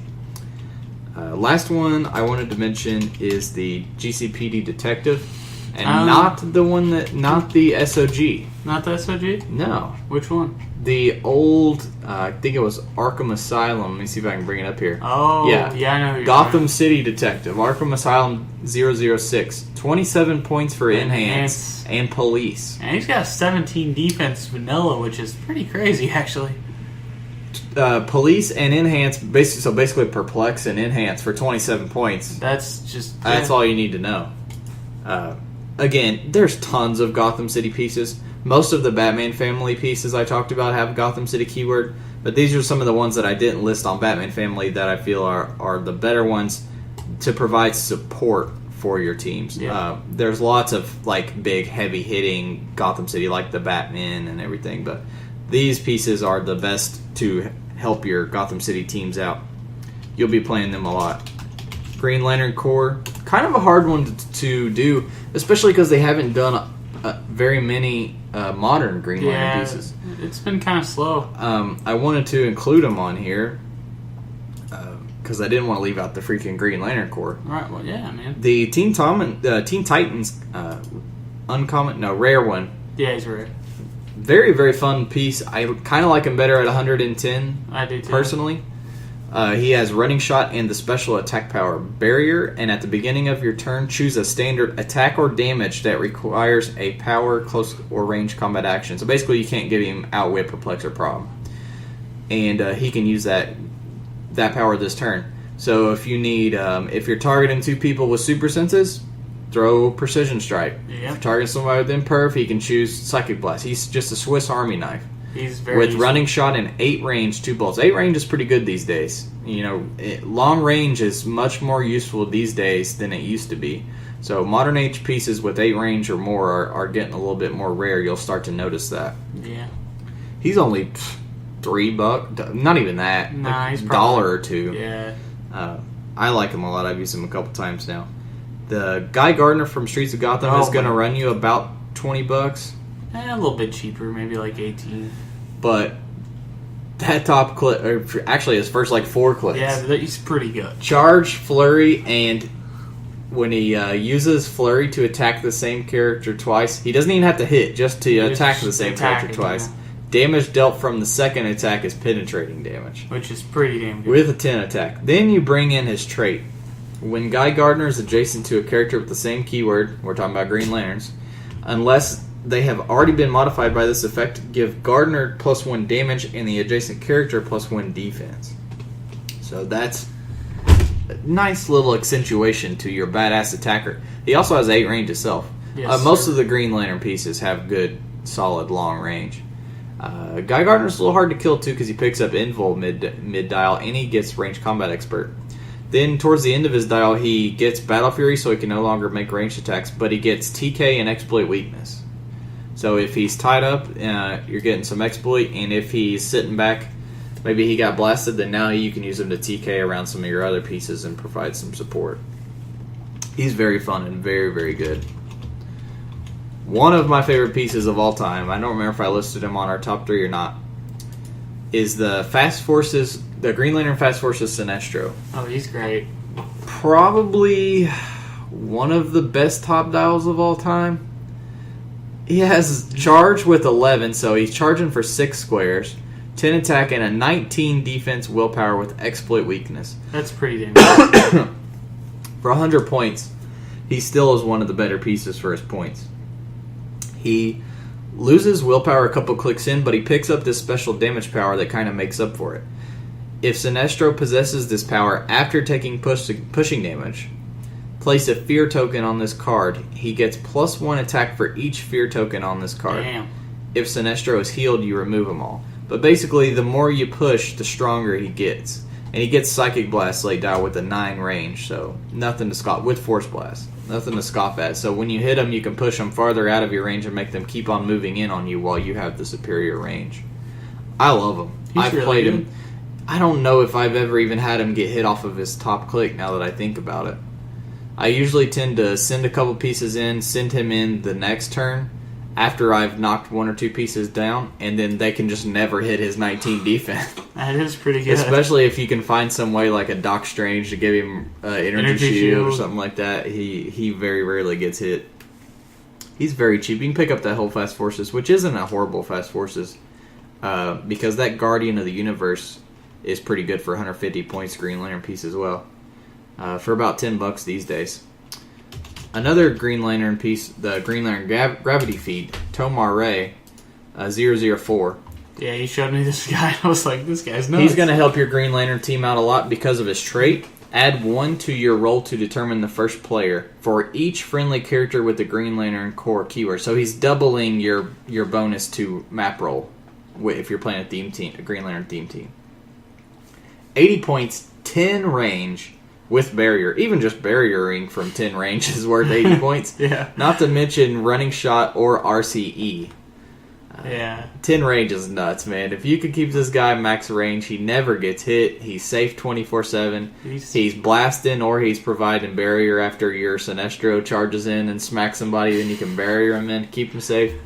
He's got a pretty solid dial. He picks up Energy Explosion and Force Blast in his mid dial, so he can hit people, hit a group of people, scatter them all, and knock them back. He's very fun, very cheap to pick up, like $3-4. Seems ridiculous, honestly. A lot of the Tomars are good, actually. There's only been 2 or 3, but they're all great. The next one, the big one, Justice League. The big one. We already talked about FF Oracle, how good she is. The same power that she has that moves people for free also works with Justice League because she has Justice League keyword. So definitely pick up Fast Forces Oracle. I would suggest picking up the entirety of the Trinity tab app. the best tab app so far, in my opinion, for sure. Pretty good. That Wonder Woman at her 75-point version might be the best Wonder Woman ever made, at least in my opinion. The efficiency of this dial for 75 points: charge with an 11 attack, 3 damage, and then a 17 defense with Indomitable and Energy Shield, Super Senses, and Toughness. Damn. So not only is she hard to hit, she hits you hard. I mean, an 11 and a 3 for 75 points is pretty dang good. Then she has a trait, Leadership, and when she does and rolls a 6, in addition to the normal effect, you can remove an action token from her or an adjacent character with Amazon or Trinity. Damn. I was just removing tokens off of her when I was playing her, so she's taking her own tokens off and just continually smashing people. She's also a flyer, so she's carrying your other guys in, and then if she gets hit for a few, she can regen back to top click. So really, you don't want to let her get hit. I usually use her as a 75-point secondary attacker, which is what she is, and man, she excels very well. I could see that. I have her carrying in Batman usually when I've played him at 100 points. The Batman has Charge, Flurry, Perplex, and he's the one that basically has like the built-in hand TA. When he's adjacent to a wall, blocking, or a square if higher elevated, so he's below the rim, the square he occupies is considered hindering, so it stealths him. I played him on the Doctor Strange, not the house map, but the rooftops. Oh, God. So basically, no matter where you are on that map, you're adjacent to elevated, so he's always stealth like 24/7. That's pretty good. And this Supes is really good. I like him better at 150. His 250 is pretty good, too. But his 150 is very similar to the common Superman. Yeah. A top dial of hypersonic, 10 movement, 10 attack, and 4 damage. And he also has a special trait, Super Strength, and when he uses an object in an attack and hits, the damage dealt is reduced by 1, but after actions resolved, the target is dealt 1 unavoidable damage. Huh. Useful in some situations, not useful in other ones. It does... I'm trying to think of when it is like way more useful for you, you know what I mean? Yeah. I guess, especially if you had stop clicks... It'd be really good against Invincible. Ooh, good point, Punky Drewster. It'd be really good against Invincible. So let's say he hits me with a heavy object for 6 damage. Well, we're going to reduce it to 5. And Invincible's going to take 2. I guess in that situation, you'd take... With a light object, he'd be doing an extra damage he wouldn't normally be doing. Yeah. But against stop clicks... Yeah, stop clicks He hits you onto it and then pushes you 1 past it. So screw your revert. Yeah. Actually, you know what, though? It says after action resolve. I wonder if they could revert before you deal them to 1 unavoidable. Actually, it's your turn, so I think you'd get to pick the order of your free actions. We'll have to look that up. But anyways, regardless. Bringing up questions. This Superman is a beast. He also gets Flurry late dial with a 19 regen. So it's going to be hard to hit while he's sitting there. That's one of the best regen clicks I've ever seen. I love this guy. I played all 3 of the Trinity together, and they were retardedly good. I think I played them at 150. Yeah. I played them at like 150. 400. Yeah. The whole Trinity tab app will run you like $10-15. We already talked about Big Barda. A piece that's a little over $20. So I'll just mention it, is John Constantine. Yeah, he's a little over 20. Well worth it though if you want to invest in him. Not only is he a great Justice League piece, he's also an excellent mystical themed keyword piece. Yep. Green Arrow. What a piece. This guy was already amazing before the changes, and then they changed him, and I was just like, oh my gosh. He doesn't need it. 95 points for running shot and energy explosion with 3 bolts and sharpshooter, 11 attack. And that in and of itself, we've talked about it before. I hit Austin for like 20-some damage. It's so stupid. He also is really good with ranged combat expert because his trait, if he attacks someone within 5 squares, just at one single character within 5 squares, he gets +2 attack already just from his trait. Yep. So then you can throw the rest of your RCE onto your damage. Or you can running shot closer to them and then get the +2 So you'll be doing a running shot with a 13 attack, 2 damage. He has willpower top click, but he loses it. But when he gets hit, he turns into stealth and reflexes. And he gets basically a flurry, but with ranged attacks. He's really good. He's well worth his points. An excellent secondary attacker. A good piece for martial artist teams, too. Shade the Changing Man. Oh my gosh. Only, what, $5? Didn't you pick up some here recently for Gen Con? I think he's Or maybe you were going to. He's like 4 or 5. Yeah, he's only like $5. He has 2 very useful dials. Personally, I like the A side because it has Barrier, Perplex, and Shape Change. Which is very good, I mean. Main thing is, Justice League doesn't have a lot of cheap pieces. They do not. And this guy is only 55 for Perplex and Barrier. That's something that's rare for Justice League pieces. And like I said, he's very cheap to play, and he's very cheap to pick up. I'd recommend picking up one. An honorable mention for Golden Age. One of the most fun pieces of all time to play is the Batman from the old Justice League set, not the Justice League 52. Yeah. 001 Batman. This is Oot's Bat, or Out of the Shadows Bat. Yep.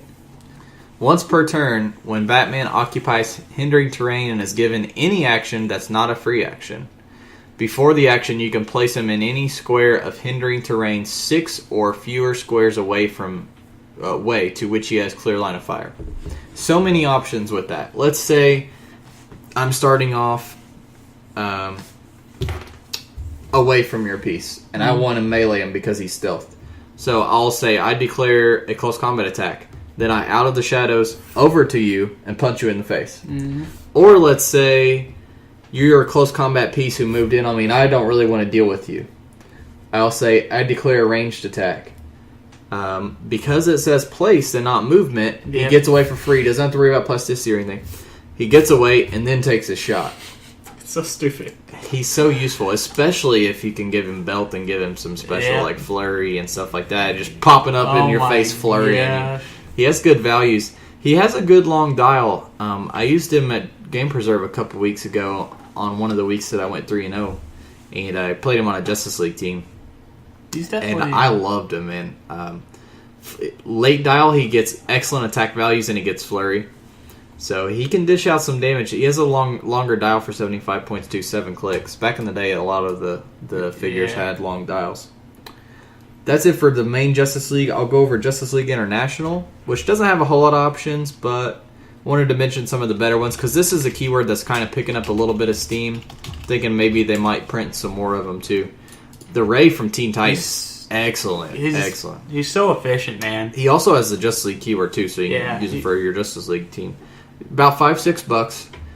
More importantly, 74 points for hypersonic and the flight ability, so he can carry in, or he can just fly over hindering or over other pieces, smack your guy in the back, and then hypersonic back to his side. And also his damage power. When he has one action token, the Ray and adjacent friendly characters that share a keyword with him can use stealth.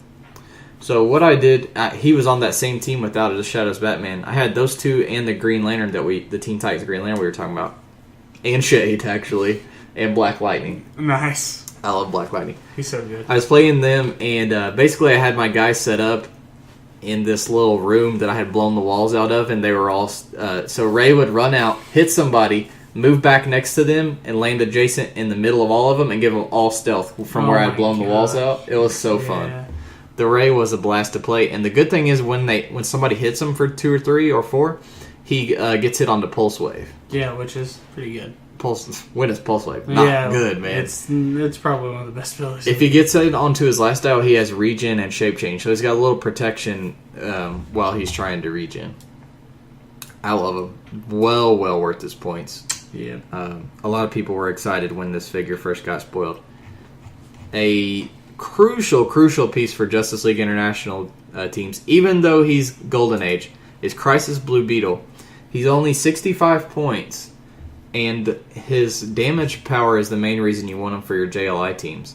He has Perplex, and when he's adjacent to a friendly booster gold, he can also use Outwit. So he's giving you Perp and Outwit.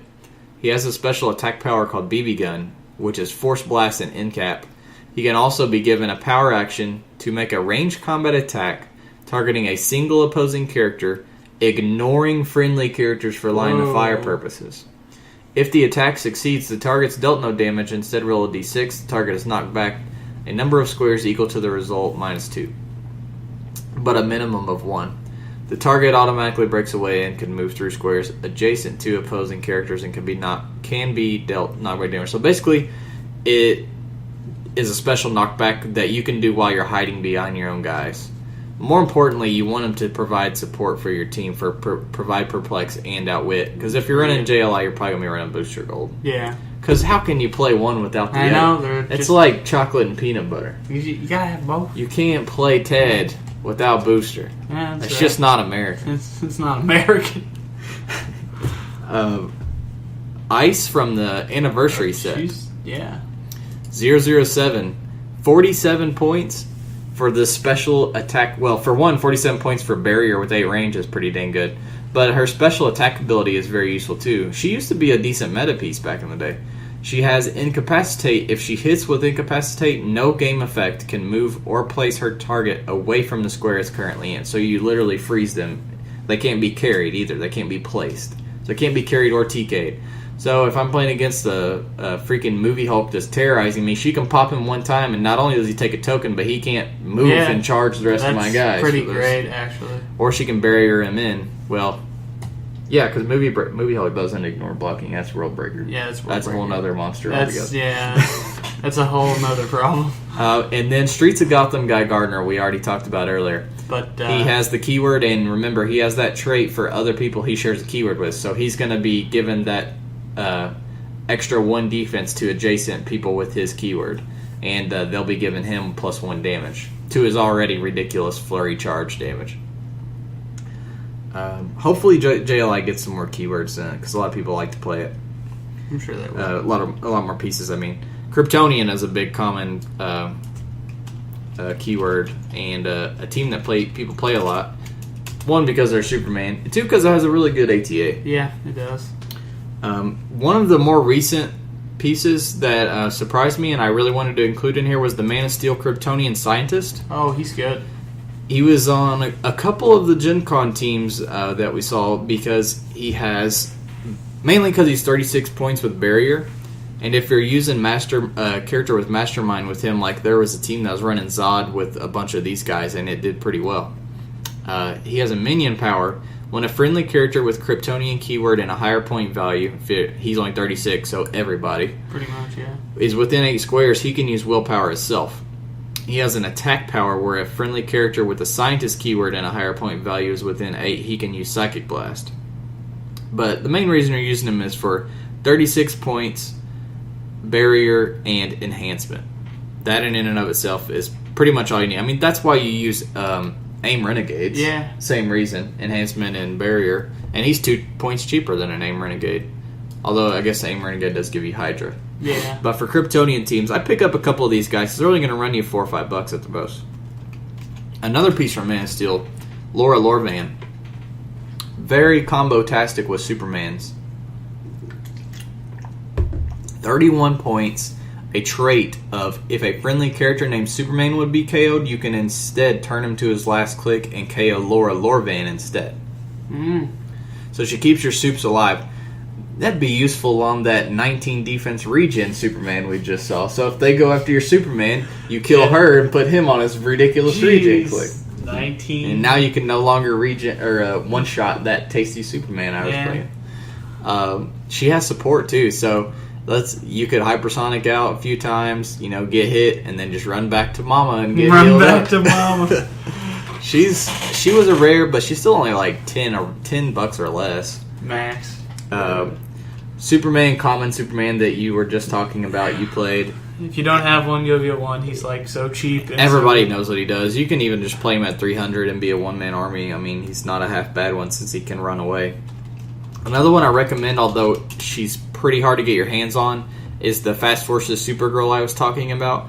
The Superman Fast Forces. 100 points, like I said, one of the best top dials for 100 points. Hypersonic, 11 attack, 12 with Kryptonian if it's kicking in, with super strength and 4 damage. So for 100 points, she's potentially a 10 movement hypersonic, 12 attack, and a 6 damage. Which is good. With seeing through stealth.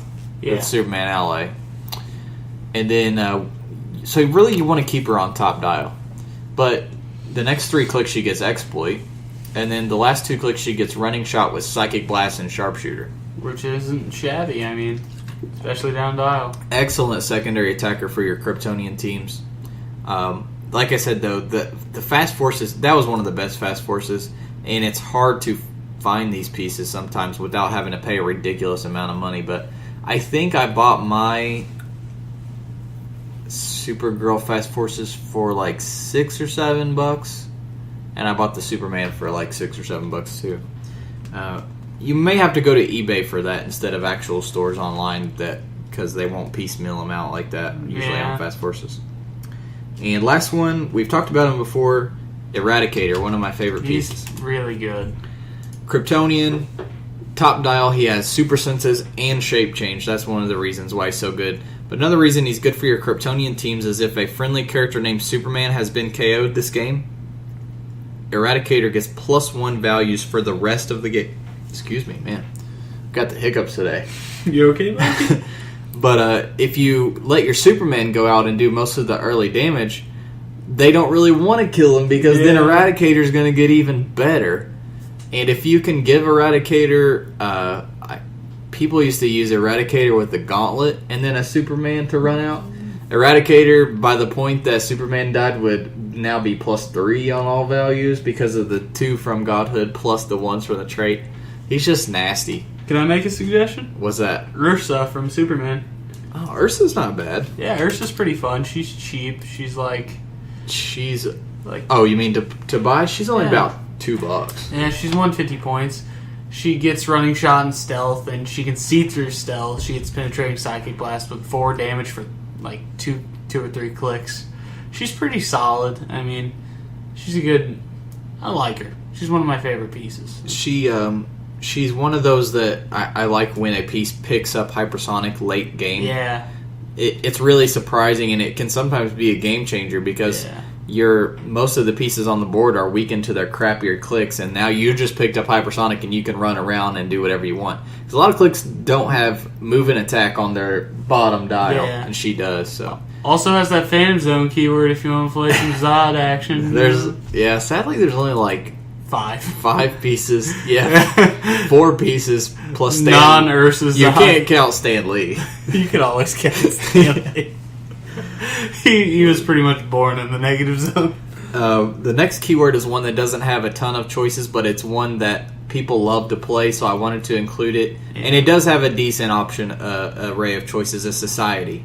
And also, it's a keyword that I expect we will see some more of in the Superman Legion of Heroes set. Definitely. Because we're getting that Legion of Doom Fast Forces, and a lot of those characters will have the Society keyword as well. Yeah, a lot of them I think will, but the main one, Jinx. Oh my gosh. Pick one up for $0.25. Yeah. You can probably find one like laying on the floor somewhere. Just run 3 of them, you'll find them on your game room floor. Just be like, oh, Jinx, drop. Jinx, bro. Definitely pick up Jinx. Cheap prob and barrier for 39 points with Society keyword.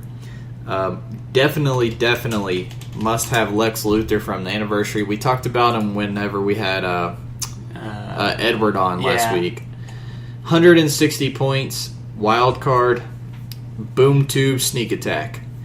Lex can use phasing when he does after actions resolve if he moved half his speed or less, which he has an 11, so he can move a 6. He can be given a ranged combat action as a free action. So he can phase for 6 and then Psychic Blast. So you can't really tie him up because he can just phase away and then Psychic Blast. It's pretty amazing. He has Imperv with an 18 defense and leadership. You can also start him at his 100-point option, which is not a bad option either. He starts off with Charge instead, and he has a special attack power. He deals penetrating damage to characters that have Superman Ally TA or Kryptonian keyword. But the good thing about if you play him that way is then he'll go into phasing. Yep. He'll get late dial, he'll get his boom tube attack, and then he can phase away and pulse wave wherever position is better with a 3 damage. And he gets outwit too, so you can... Calculator gives him all kinds of options. now that we have Gentleman Ghost, who I, of course, didn't include because he's way more than $20. He's pretty expensive. But he's giving you the Mystics for all your Society guys to copy these days. Yeah. Gentleman Ghost was a huge buff to Society teams.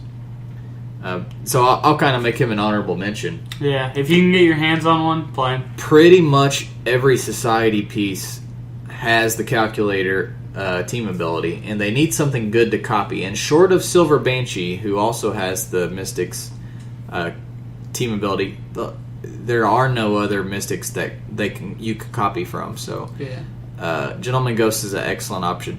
And the problem with Silver Banshee is, while she's very good, she's 153 points. That's a lot just to mainly get the Mystics, team ability in there to copy from. Yeah. Another one, definitely the freaking centerpiece if you're playing Silver Age, is Calculator himself. Yep. 55 points. This guy's such a butthole. He's an ass. He sits in stealth, playing solitaire on his computers. He's got 2 screens. He's like dual screen. He's like playing solitaire on one and Minesweeper on the other. God damn it, Microsoft. He has a Perplex. He can use it normally or modify the same combat value except damage of all friendly characters 6 or fewer squares away by +1 or -1 until the beginning of your next turn. And then his damage ability is Outwit, and when he does, roll 2d6, subtract to the greatest number of characters from the opposing force and that share a common keyword. If the result is 4 or less, you deal them 1 damage. So basically it's Outwit with a possible backfire. Yeah. Although if you're playing against a team that's not a theme team, then you're probably very rarely going to have to take it. Basically, he gets taken down easier by theme teams. Yeah. But still, just for that Perplex. Which is very flavorful, by the way. Yeah, I like it a lot. Yeah. He's just, like I said, he's the centerpiece for your Society teams. He's only 55 points. He's also a wild card himself, of course, because that's his team ability. Mm-hmm. And he's a great representation of the character as well. Definitely pick one up. It's only going to run you $5 or less. We talked about Deathstroke. 2 good options with Deathstroke. There's 2. Teen Titans, we talked about earlier, really good. Running Shot, Psychic Blast, and the defense power of Super Senses is toughness, and then he gets to like dodge an attack and then deal the person who tried to hit him, extra damage. Yeah. But I kind of like Streets of Gotham better, personally. Yeah, he's good too. 147 points, running shot and charge on his top dial when he occupies hindering. So as long as you have a good map, he basically always has charge and running shot. With an 11 energy explosion sharpshooter, 6 range, 3 bolts. It's pretty ridiculous. With Perplex. And he ignores hindering. Well, only on movement, though, sadly. So he can't see through stealth like the new one can. Yeah. But mid-dial, he picks up Blades with Flurry. Which is good. And Outwit. And he's hard to hit because he gets some defense powers. And then he picks up Regen at the end. But I just think if you can keep him at ranged, man, he's a freaking beast. Let's just say this. You can't go wrong with a Deathstroke, any Deathstroke on your Society team, in my opinion. That isn't, that's modern age at least. Yeah, definitely. Because the 4 that are there are all really good. Last one, Black Adam. One of my favorite characters, period, but especially HeroClix. Yeah. He's very versatile because he has 3-point options, 300, 200, 100. Yep. I like him best at 200 myself. I feel like his 3 extra clicks they give him for 100 points are well worth it. Plus, he gets the defense power of Impervious. But if he would be dealt 4 or more, he reduces that by 3 instead of 2. And his powers and abilities can't be countered except for his Outwit. So you can't outwit his Impervious. You have to deal with that special Impervious. And he also starts top click with his special movement. Charge, you can use it normally, or a double power action to use charge with the locked speed value of 10 if he doesn't carry or use super strength. Which is pretty good. Another reason he's really cool is if you happen to hit him onto one of his lightning clicks, he can really be a pain in the butt because he regens and then he deals damage to everybody around him. That's insane. Everybody within... if he uses regen and he actually gets the heal from it, then after actions resolve, you deal 1 pin to each opposing character within 2 squares. Wow. So his dial is hella long, too. I think I'm trying to think what point value he was at last time I played him. I think he was at I think he was at full. And, yeah. It's just a battle, It was when I had my giant Asgardian teams. This was the Society team was the one team I lost to first round with my Asgardian team at Game Preserve. And TJ was playing him full dial with a 19 defense top click, and he was hard enough to hit then, but I kept hitting him thinking he was going to die, and he just never died. He has 11 clicks. And I kept hitting, I kept on smacking him for 3, 4 exploit here, 3 exploit here. And I was like, how is he still alive? It's a war, man. Because he has impervious or special impervious for the first 5 clicks. 6 really, 7 except for 1. When are we going to get a new Shazam book on it? I don't know. Well, we kind of have one right now. I know, sort kind of. It's the best we're going to get for now, I guess. I'm Sadly. still sad. I've kind of given in that that's the best we're going to get, you know. But pick up Black Adam, very versatile. He gives you 3-point options for your team depending on what point value of the build you're playing. And he's very good if you can give him willpower from a resource like the Gauntlet or the Utility Belt. That exponentially makes him way better. Then you can do your double power action without taking pushing, or he can just run around and wreak havoc. Definitely pick up the Black Adam, and it's not a Society team if you're not playing Black Adam. That's right. Last but not least, Teen Titans. Number 1, good old vanilla 001 Teen Titans He's Robin. so good for his points, man. 75 points of leadership, but more importantly, I mean, he is leadershiping tokens off the rest of your Teen Titans. That's one reason you want him on your team. The other reason is his attack power. Free Smoke Cloud every turn. That's just good, man. Could never go wrong with Free Smoke Cloud every turn. I've used him several times. I've played against him several times. And it's crazy that this Robin is always the piece that you literally have to go for. At least to knock him off of the Free Smoke Cloud. Because if you're playing him on a Batman Family team, or, I mean, there's a decent amount of Teen Titans pieces that have stealth. That Free Smoke Cloud comes in so handy. Or just using it to make your opponent have -1 attack. Yeah. I mean, aim to give you +1 defense. I mean, and now with Smoke Cloud being 6 squares, it's just so much Smoke better. Cloud's so good, especially when you're getting it for free like Lil Rob does. Lil Rob. You can play him at 50 points, but I don't really recommend it because he doesn't get the power top click. He does get outwit, but he's still a good outwit piece. He's not bad, but 75 points is the one you want to play him on. Yeah. And again, this guy's 25 cents. Yeah, I think we had one in the back of Hunter's truck for 8 years. Our favorite Mexican. Oh gosh, the gayest Mexican. Bunker bustin'. God, 89 points. This guy won me No Man's Land month 6 right here. Yeah, he's about $8 or $9 at the most. The reason you're going to want to use him is his trait. Terrain markers placed by Bunker are not removed until they are destroyed or until he uses a power that places that type of terrain marker on the map. He has that traded full dial, and for most of his dial, he has Smoke Cloud. You see, top 3 clicks, he has Smoke Cloud and Barrier. So when he throws out his Barrier, actually he picks up Barrier on a different power. So he has Barrier full dial and Smoke Cloud for the top 3 clicks.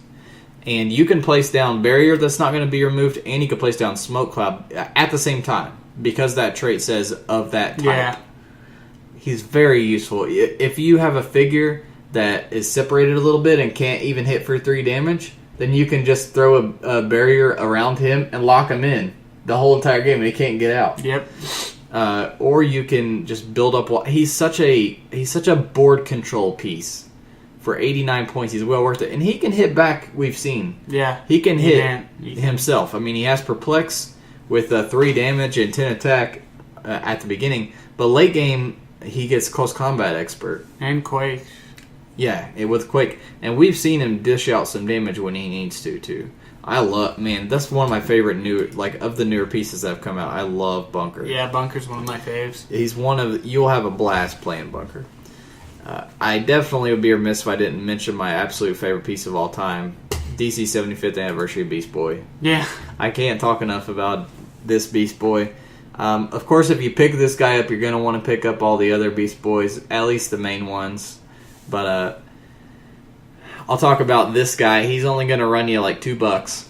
60 points, Outsiders and Teen Titans, with a shape change and 17 with reflexes top dial. So basically he's a tie-up piece at first with Outsiders as well. So if you run up on a close combat expert person, you can outsiders them, and now they can't get any bonus trying to hit your 19 defense with shape change. Yep. But really why you want to play him is he's not even a Swiss Army knife. He's the whole damn toolbox. I mean, you're carrying your craftsman tool heavy. You're pushing around one of those giant red craftsman toolboxes when you play a Beast Boy. That's why I love him. He's good. Because I bring all my little Beast Boys out and I put them on the click that they would be, and I'm like, which situation do I need? Oh, I only have like a dozen options. Shucks. Oh, darn. Maybe I should move in my move in with Beast Boy, change him into T-Rex, who's giant size, and block the opponents who are annoying my guys on the top. I mean, I've used. There's so many different ways. It's limited to your imagination. Like, it really is. Like, you have literally every option in the game if you have it. If you can get a hold of every Beast Boy. Yeah. I think the highest one's T-Rex, isn't it? Yeah. He's about 20, the T-Rex one is. Yeah. But the rest of them are all literally like $2-3. And most of the newer ones are commons. They're like 50 cents. Pterodactyl's worth picking up for sure. Yeah, he's good. We talked about him on Animal Teams. Yeah. The Dolphin's not bad either, but T-Rex definitely got to have him, even just for fun factor. Next is Blue Beetle from the Anniversary set. A meta piece, actually. Yeah, he's just... We're talking about Jaime Reyes, the newer Blue Beetle, who has Mystics, 94-point piece, Running Shot and Psychic Blast with prop control on his attacks or when he gets attacked. The other thing that makes him an excellent piece and the reason why he's a good meta piece is his trait, the Scarab. The first time in a game when he would take 3 or more damage from an attack, instead he does not take damage and is given an action token. Very useful against Alpha Strike. Yeah. Basically, he can't be Alpha Striked unless you double token him like an idiot. Yeah. But you don't really want to double token him anyways, because I feel like you want to keep him on that 11 and 3 with Psychic Blast. You know what I mean? Yeah, he's just... Pulse Wave's good, but when you're losing 1 attack and 1 damage to get to it, and you already have Psychic Blast, I feel like I always try to keep him on top dial anyways, so I never push him. Very, very good piece. One of the better pieces that's made in the last few sets. And he's packing prop control, which is hard to find in Teen Titans, and Psychic Blast, which is hard to find in Teen Titans. Especially on a secondary attacker. Yeah, for sure. And one Golden Age one I wanted to mention, one of my favorite pieces. Oh, God. Red Arrow, Crisis 018 Red Arrow. This guy got a little bit better with all the changes. For one, he's packing that 10 range, like I said. It's hard to find these days. Yeah, it's... But he has Running Shot and Energy Explosion. From 10 range, he's Energy Exploding your guys. He also has RCE with a 10 attack, 2 damage for the first few clicks, and he has Willpower. So as long as you can keep him in the back with his Willpower and his either Range Combat Expert if he doesn't need to move, or Running Shot Energy Explosion if he does need to, create some angles, he can just sit in the back and peg the crap out of the other team. He will wreck people. Mid-dial, he picks up that special flurry that Green Arrow has. Nice. That we were talking about, basically flurry with range. Yeah. He's so good. And another good thing about his Energy Explosion, he can use Energy Explosion and Smoke Cloud. When he uses Energy Explosion, after resolving the action, he can immediately use Smoke Cloud as a free action, but the first hindering terrain marker must be placed in the same square as the target. That's really good. So you hit the group, and then you lay down smoke so that they have -1 attack. Yep. So useful. I love this guy. Actually, you know what? After talking about him, I might have to play him again soon. One of the better pieces, from 10 range goes a long way these days. So yeah, those are some of the ones that you may not know much about. You definitely need a Beast Boy and some of the iterations if you're going to play Teen Titans. You definitely need a Bunker and definitely need a Beetle and a Robin too. I love my Teen Titans, man. I've done enough talking. My freaking throat is dry. I keep having to take sips of water. If you hear pauses, I apologize. That's what it is. Let's move into community. Community question this week was, name your favorite DC theme team. Wow, how perfect of a question. We just talked about like every one that exists. Probably Arkham Asylum, actually. Yeah, Arkham Asylum's definitely one of mine. Teen Titans, of course. Yeah. Arkham Asylum. Society's good. Society is always good. I just wish Society had some more options. But like I said, I think we'll probably be getting some whenever we get the Superman Legion of Superheroes. So I think we'll get some more. But I feel like definitely Teen Titans and Arkham Asylum. Those are the two big ones. I like playing Justice League Dark every now and then. Yeah. Although it's not actually... I mean, it's just Justice League. Yeah. Of course, Justice League goes without saying, but as we're DC fanboys, but... What sucks is, like, Avengers ruled the scene for when we first started. Yeah. And I was just, like...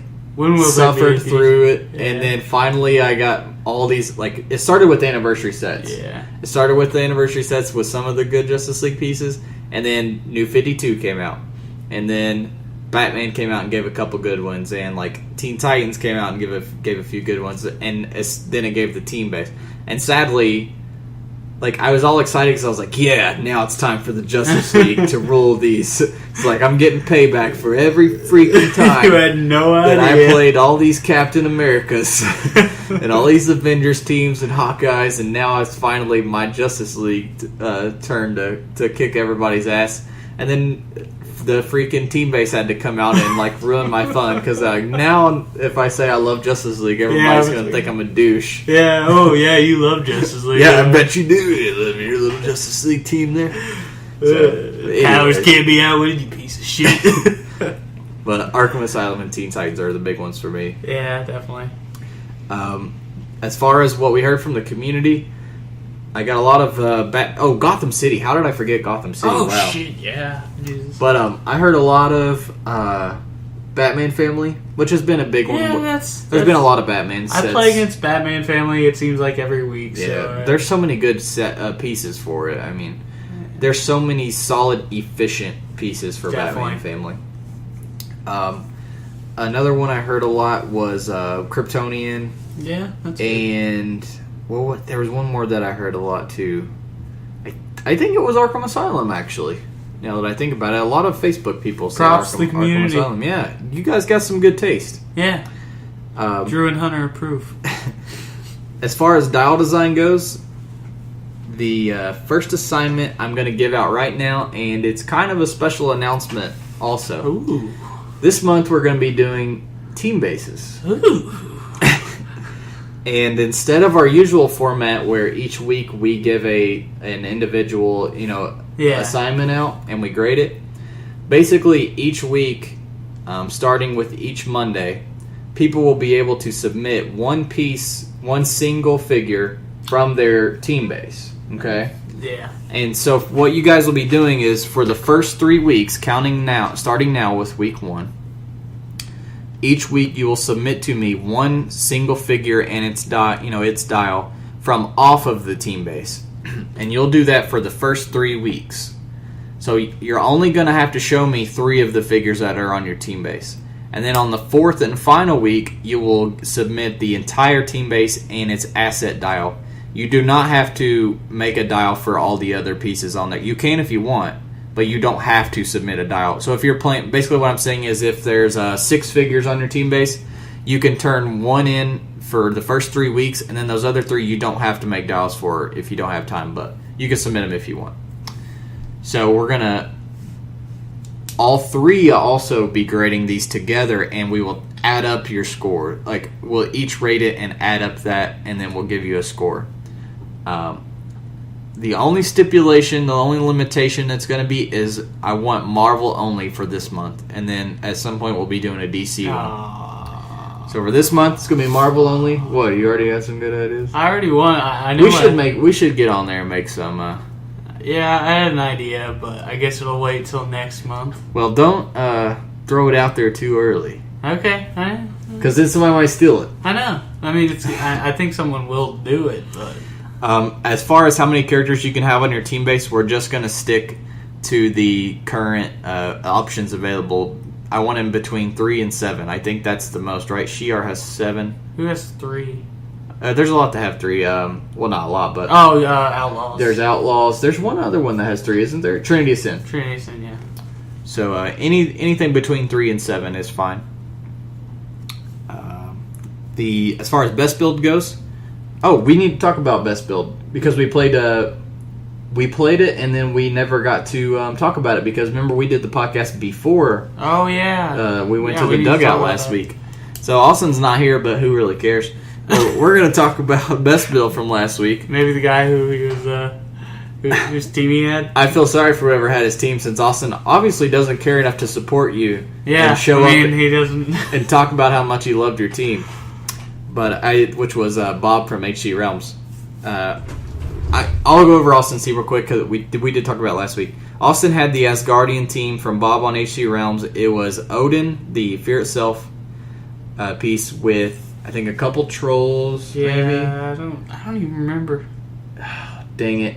Now I'm starting to talk about it and I can't even remember what the heck it was. All right, how about this? You talk about yours and I'll find the team while I'm talking. While you're talking about your, what team did you play for best build? That's a good question. I can't even remember. What was the format? It was the Savage 6. Savage 6. 600 points, and you had to use exactly 6 figures. What the hell did I? Oh, it was Ruler's theme team. Oh yeah. Death Mask. Doctor Doom from Galactic Guardians. Damon Hellstrom, who did some work. I'll talk about the Damon Hellstrom incident here in a second. Oh God, I didn't get to talk about the whole thing with Scott. Oh God, I'm gonna keep going. That's fine. I can't even remember who. Madam Mask. Who, the main set Madam Mask. Storm, who did Storm from the common one from DC 10th or Marvel 10th. Yeah. Who did absolutely fucking nothing that entire. Really? Dude, she got knocked. That was the first piece they went to. Well, because they know she's retarded. I know. And 120-point Mandarin from Iron Man 3 set, the one who has Perplex, Outwit, and Leadership, who is actually, in higher point values like this, is actually pretty decent. He does some work. I haven't played him yet, so I can't say. He's better with aim teams and stuff that explodes, because you get bonuses. Oh, is he the one that gives the bonuses to the aim? Yeah. Okay, I got you. Yeah. Death Mask is really great. I'll start off by saying that. That Doctor Doom is a boss, and he just stayed alive and did damage for days. Madam Mask is pretty good. She did some damage. But Damon Hellstrom was the MVP of my second game because he got knocked onto Blade's Claw's Fangs, and he hit a 6, and he ended up killing their last piece, I think, and ended up winning me the game. Nice. So Damon Hellstrom, if you ever sleep on Damon Hellstrom, despite the fact I have 20 of them, and I will always sleep on Damon Hellstrom. I've stepped on a few Damon Hellstroms. I just have too many. Every person, I think you get like 3 per Spidey booster. It's the standard rate. It's like standard, like they just throw 3 extra Damon Hellstroms in there on every Spidey booster. You thought the print run of Wolverine and the X-Men was bad. You also played the common... or the uncommon Doctor Doom from Galactic Guardians. Yeah, how did he do? He's a beast. Like I said, he stayed alive for days. I think his first click is really good. I think he has I can't remember what he has. I know that he is the one that if another character on your team misses, then he gets +1 attack. Basically, he builds off of your other piece's failures, which is pretty great for Doom. Yeah, he does have imperv top click without wit. Yeah, that's him. And then he picks up props, so then he'd be even harder to hit. He gets penetrating psychic blast and outwit. So basically, he'd sit back and he'd just be a beast. I think I ran Book of the Skulls with this too, so he'd have a 13 attack and 3 damage and just. So you had him and Death Mask as wild cards. What team build did you use most of the time? Mystics, Damon Hellstrom. Oh well, duh. Yeah. Dang, man. Pretty dang good team. It's actually really good because you got double perp from Madam Mask and Mandarin, and eventually Death Mask drops on it, I think. Yeah, he drops on it from his second click. And there was no reason not to really push Death Mask, honestly. Well, because he heals, right? Yeah, he heals if you roll a 2. You roll a d6 and you add the click number he's on. So if you push him, he'll go on to click 6, and you need an 8 to heal 1. So you'd roll a d6 and get a 2 and go back up 1. So basically, I've been wanting to try him too. You were having a blast with him, and I was happy to hear that because I definitely want to try him out. I mean, my first opponent had Dual Society Priests. It was Paul, and he was playing Spiral, and I beat a Spiral team with this team, by the way, Gilbert, so be proud of that. He's playing Spiral and a bunch of Fear Itself pieces. So I do the thing, roll a 5, one-shot his Dual Society Priest, take a Mystics, heal it back up, do the same exact thing over and over again. It's pretty great. It is nice when you have pieces that can heal themselves, and then you're like, Yeah. I don't give a damn about your Mystics. Like Lobo or something. Yeah, basically Death Mask is a beast. You ended up going 2-1, right? Yeah, I went 2-1. I think we all...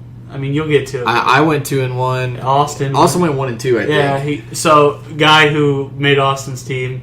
Sorry, Bob. Yeah, Bob, he piloted wrong, and he should be ashamed. It definitely has nothing to do with the team that you built. I'm sure it was an amazing... Actually, looking at it, it was an amazing team. Yeah, it looks like an amazing It was team. Split Lip, which we saw a lot of people running Split Lip. Yeah, At least half the teams that showed up had Split Lip. Split Lip's really good. Split Lip, Odin, Tyr, 2 Trolls, and the 30-point Loki. Very good team. He ended up going 1-2. I played the Soldier theme team. It was very fun. I had the military tank, the Fear Itself cap, Airstrike General Thunderbolt Ross, David Kane, Brant from Iron Man 3, and the General Zod starter set. And there's so much synergy in this team. Yeah. And I already kind of had an inkling just by looking at them, but as I played them, I was like, damn, this is a very well-built team, man. Because you have General Ross piloting the tank. Yeah. And what you want to do is General Ross doesn't get his airstrike ability, which is stupid good, by the way. He doesn't get it till he takes a couple clicks. So what I would do is use him to power action drop hammers on other people and push him that way, making him useful to push him. I would give the tank Grey Goss hammer to give it giant size and running shot with its energy explosion. And I was... Brant has a special power where if anybody within, I think, like 6 squares or 4 squares is adjacent to hindering or blocking, which is like everywhere, then all characters within 6 get +1 defense. Nice. So basically, the entire game, all 3 games, everybody had +1 defense, and General Zod has a special perplex that affects everyone within line of sight he shares a keyword with. So what I did the entire game was used his on defense plus Brant's. So my entire team I made sure Zod had line of fire to everybody. My entire team had +2 defense all game long. That's ridiculous. I had David Kane. He was leadershiping tokens off the tank. And what I would do was use the tank also to be dropping hammers and picking up hammers and power swapping hammers, because I had Cap with leadership, Zod with leadership, and David Kane with leadership, all taking tokens off the tank, and every turn the tank would take a token off. He basically... Nice. I don't think there's a single turn that the tank didn't do something, because I would always... 3 leaderships. Yeah, You're going to hit it. You're going to hit it 5 or 6. Kane also enhances and perplexes on the tank. So I was just running shot energy explosion everywhere at the tank. It was very flavorful. I would send out Cap. He would initially hit somebody, and then I would purposefully push him onto his attack power, which also gives people within 3 +1 defense. So now my whole team has +3 defense. It was such a great team. No one's hitting anything, pretty much, is what happened. I can't even remember how I lost. What did I even lose to? Probably something with the Book of Skulls. I can't, for the life of me, remember what I lost to, but this was such a great team. Oh, I didn't lose. I drawed, remember? Oh, yeah. So I went two wins, no losses, and 1 draw. And I went 2 wins and 1 loss. Yeah, and Drew had 2 wins and 1 loss. I actually drew. Neither of us had any points when time ran out. A full hour. And that's because the guy I was playing was like the slowest player I've ever seen in my life. And he was playing Batman Enemy with Stealth and Smoke Cloud. Oh my god. He had 3 pieces that gave him free Smoke Cloud. Yeah. So that was when I got the great idea. He thought he was cute, and he'd just free Smoke Cloud, move his guys all the way up. He did it a couple times, and the idea hit me. Grey Goss, Giant Reach, see over the Smoke Cloud, and shoot down on him with the tank and energy explosion. But I'm waiting for the perfect time. Well, I had already given Grey Goss hammer to somebody else, and the tank a different hammer. So I finally waited till he made a mistake. And, he didn't really make a mistake. He didn't really see it coming. he laid his smoke cloud out, but a lot of the pieces behind it weren't actually on hindering. They were just behind it, so I couldn't shoot them. Correct.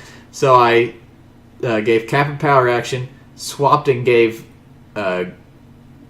Gregoth the hammer to the tank, and then the next turn the tank running shot energy explosion to all of them, and then I Power Actioned with Brant, swapped the Gregoth over to Zod, who then running shot and did the same thing. So every turn, they're both Giant Reach shooting over the stealth. Yes. I had 3 characters on their last click when time ran out. And that's a bummer. Neither of us got any points. I did get popped for a few on Cap, but I think he was still doing pretty good. So I was winning, but time ran out and I got 0 freaking points, and it was so frustrating. I was like, I just wasted an hour of my life. That's got to be like one of the most upsetting. And then feelings. Austin had to play that same player, and he had also upsetting. Like afterwards, he's like, that was not a fun game.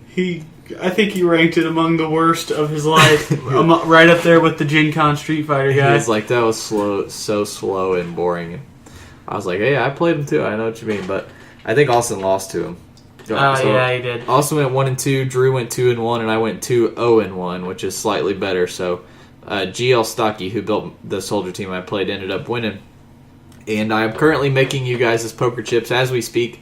They're delayed a little bit, mainly because the laminate I have is like kind of crappy, and I could not find the laminate. I just actually went out today to Office Depot and HH Gregg and Walmart, and none of them. And I've already been to a craft store with Hobby Lobby. Yeah. Nobody has the laminate sheets that I need, the really good ones, the expensive ones. And I don't want to use this crappy laminate on you guys' poker chips because it doesn't look as good.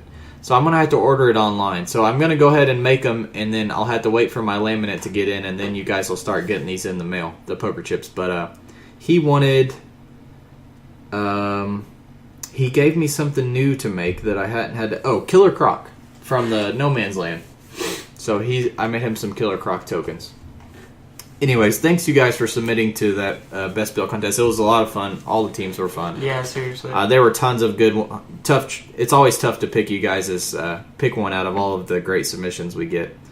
As far as October's, it will be given out next week. So keep an ear out and keep an eye out on the HG Realms for that one. Stay tuned. Stay tuned. We had one email, and the question was, speaking to me, why do you and Drew always pick on and mistreat Austin?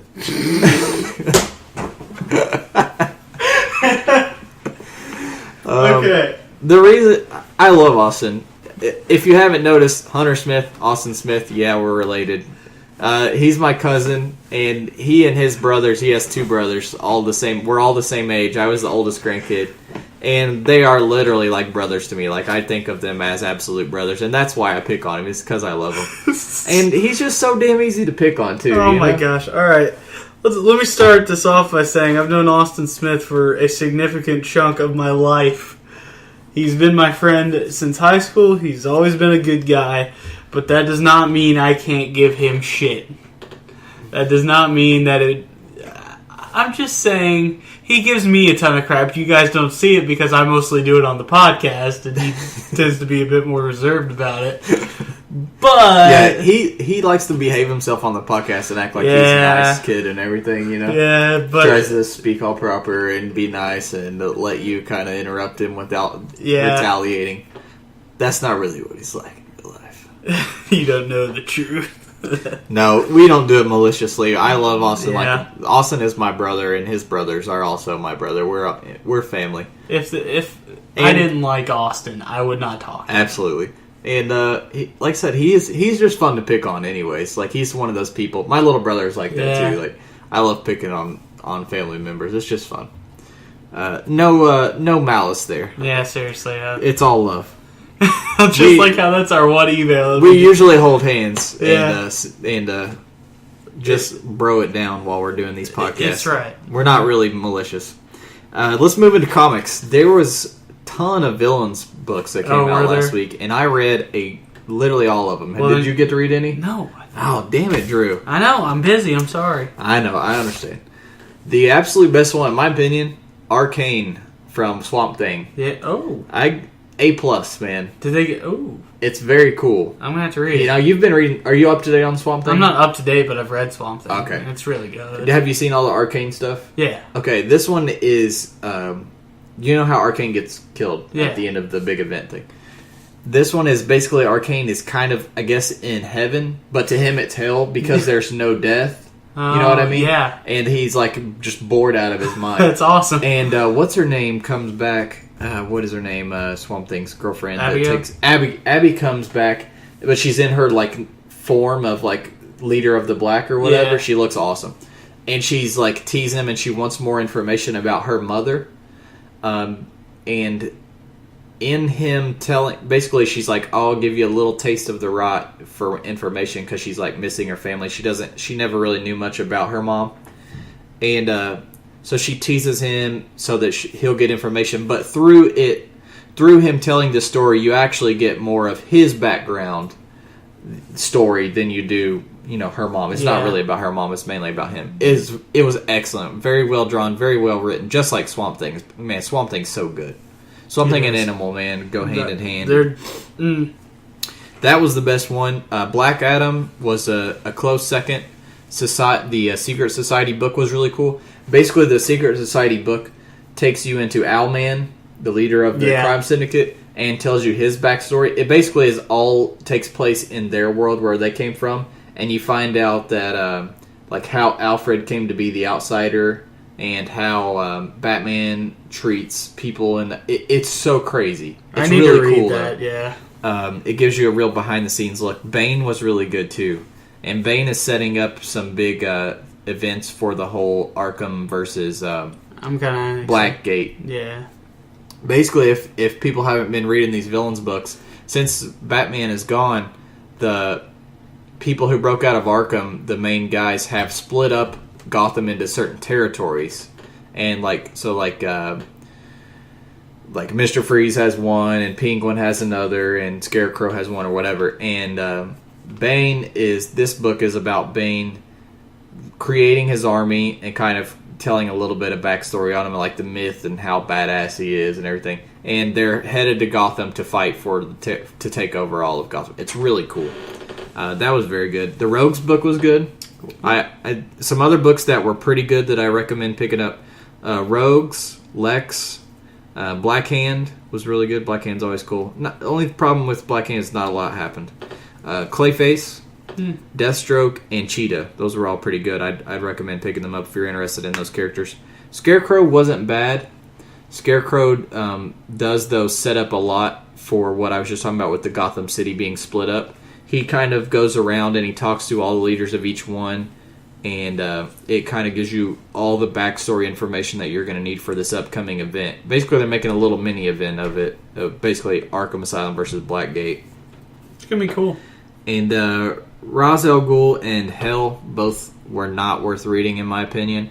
And Eclipso was outright garbage. That bad? Yes. Oh, do not read Eclipso. Don't read Raish or Hell either. They were crap. But the other ones I highly recommend, especially Arcane, Black Adam Society, and Bane. Have you been reading anything here recently? I got around to reading some more Hellboy. It's good. It's good. It's good. What can I say? I love it. What else can I say? I've been reading some Judge Dredd stuff. Judge Dredd's good. Oh, speaking of Judge Dredd. I watched Dredd too. I just watched Dredd for the first time. I have had absolutely zero prior knowledge or never read a book, don't know much about the whole world, never seen a movie. And you guys kept telling me to watch the new Dredd movie because it was pretty good. It's a good... So when I was working on these poker chips for our listeners, I was watching it at work, and I liked it a lot. It was a fun movie. Do people give that movie crap? Because I thought it was pretty good. I'm sure they probably do give it crap, but I liked it. And I'm sure that part of the reason why I liked it so much is because it was my first, I was soaking in this whole society and, how it's all one big city and Mega crime. City 1 and all this other It was stuff. very cool. He's very cool. I thought the guy that played him did a pretty good job playing him. I liked the story and the whole conflict that was set up. I thought it was pretty well written. It is definitely better than the older one. like by far. It's definitely interested me in wanting to read some of the better Dredd books. So there's a lot out there. I'll take recommendations, and I'll have to find some time to check them out. Dredd's amazing.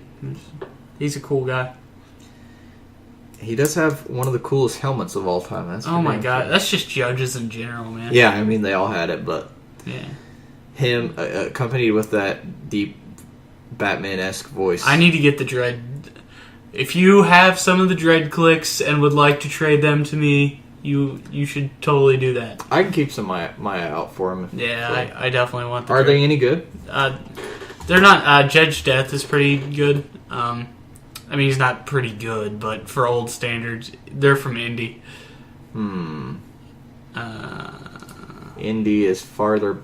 Where is Indy? How old is it? Oh man, that's really early. It's really old. There's one Judge Dredd that's actually pretty decent. There is 70, 71, and 72. Yeah, 72 72 is really good. At least in 2008 keyword is pretty good too. I think I can't remember what it is, but it helps him out a lot. I think it's +1 damage to a target or something. Hold on. The 2000 AD team ability? Yeah, team ability, sorry. This guy has running shot. He has in-cap with 11 with 8 range, 2 bolts. His defense value. And he has outwit as well. But yeah, 8 range outwit. It's pretty good. Yeah, we'll have to get a hold of him so you can try him out. The team ability is at any time during the game, you may declare an opposing team or character as your target. Once the character or team is chosen, it can't be changed. All characters using this team ability get +1 attack when attacking the chosen team or character. That's pretty good. Yeah, I mean... Pretty useful. Is that copyable too? It is copyable. Yeah, it's copyable. Yeah, dude, run him with some wild cards. Yeah. He has future and police. He's awesome. I love that Dredd. He's not, by today's standards, he's not that great. But as long as you can keep him at range and top click, yeah, he's not bad at all. Put a Book of the Skull on. Mm-hmm. Keep him top click. Yeah. The Indy 071 one's not too bad either. 92 points with a 10 attack. Judge Death is a crazy piece. Look him up. He should be. I think he's like 90. Yeah, Judge Death. There he is. He's ridiculously. 141 points. Yeah. A 11 click long dial. He's ridiculously stupid. He has blades for 4 clicks, and then he goes into hibernation. Yeah, pretty much. He only has 10 defense, but he has imperv, and he has 0 attack, 0 damage with phasing. Me and Scott have made jokes about running him before, and I think I'm gonna buy him and do it one day. He's such a weird dial. I don't think I've ever seen a dial so weird in my life. It's because he dies and comes back to life. I know, but it's how does that play? Don't like shit, probably, but I'll play. Oh gosh, I'll put him on my want list, and I'll keep an eye out. You give me Judge Dredd and Judge Death, and I will be running 2080. Like, I want all of them.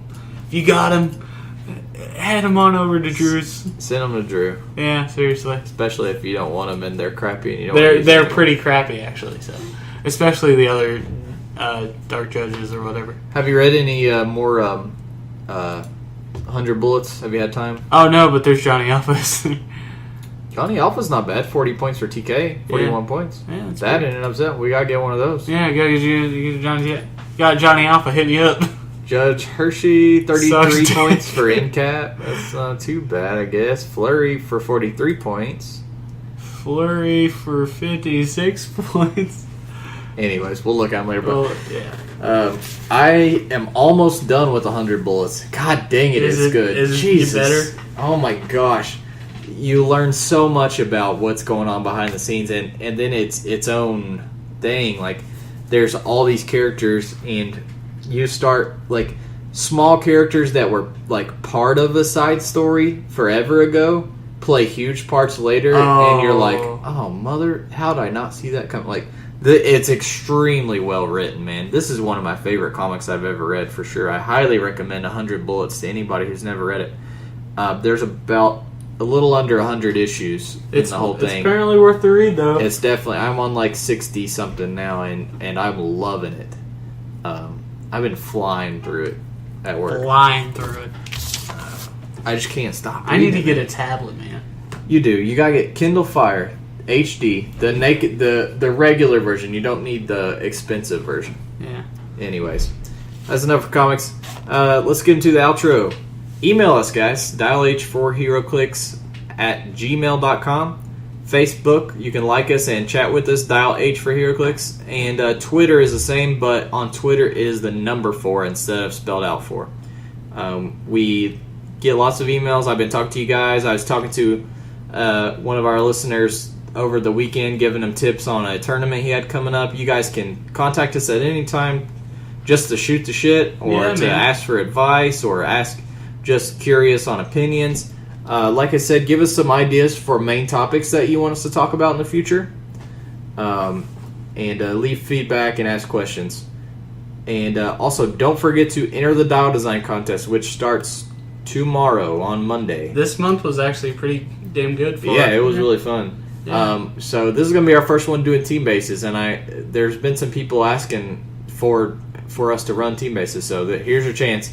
It's going to be Marvel only, and first week you're just going to submit one of the clicks figures that's on your team base as a switch clicks. So any questions on that, you can ask me contact us on email. Thanks for tuning in, guys. We'll see you guys next week. Hopefully with the whole getting back. Yeah, seriously. And it won't just be me and Drew here doing our duo attack. Don't lie, you enjoyed it better. I definitely enjoyed it. We should just kick Austin off. Yeah, I mean, wait, here we go again. We're not supposed to. Sorry. Sorry. I love Austin with all my heart. Yeah, Austin great. is the best. Yeah. We'll see you guys next week.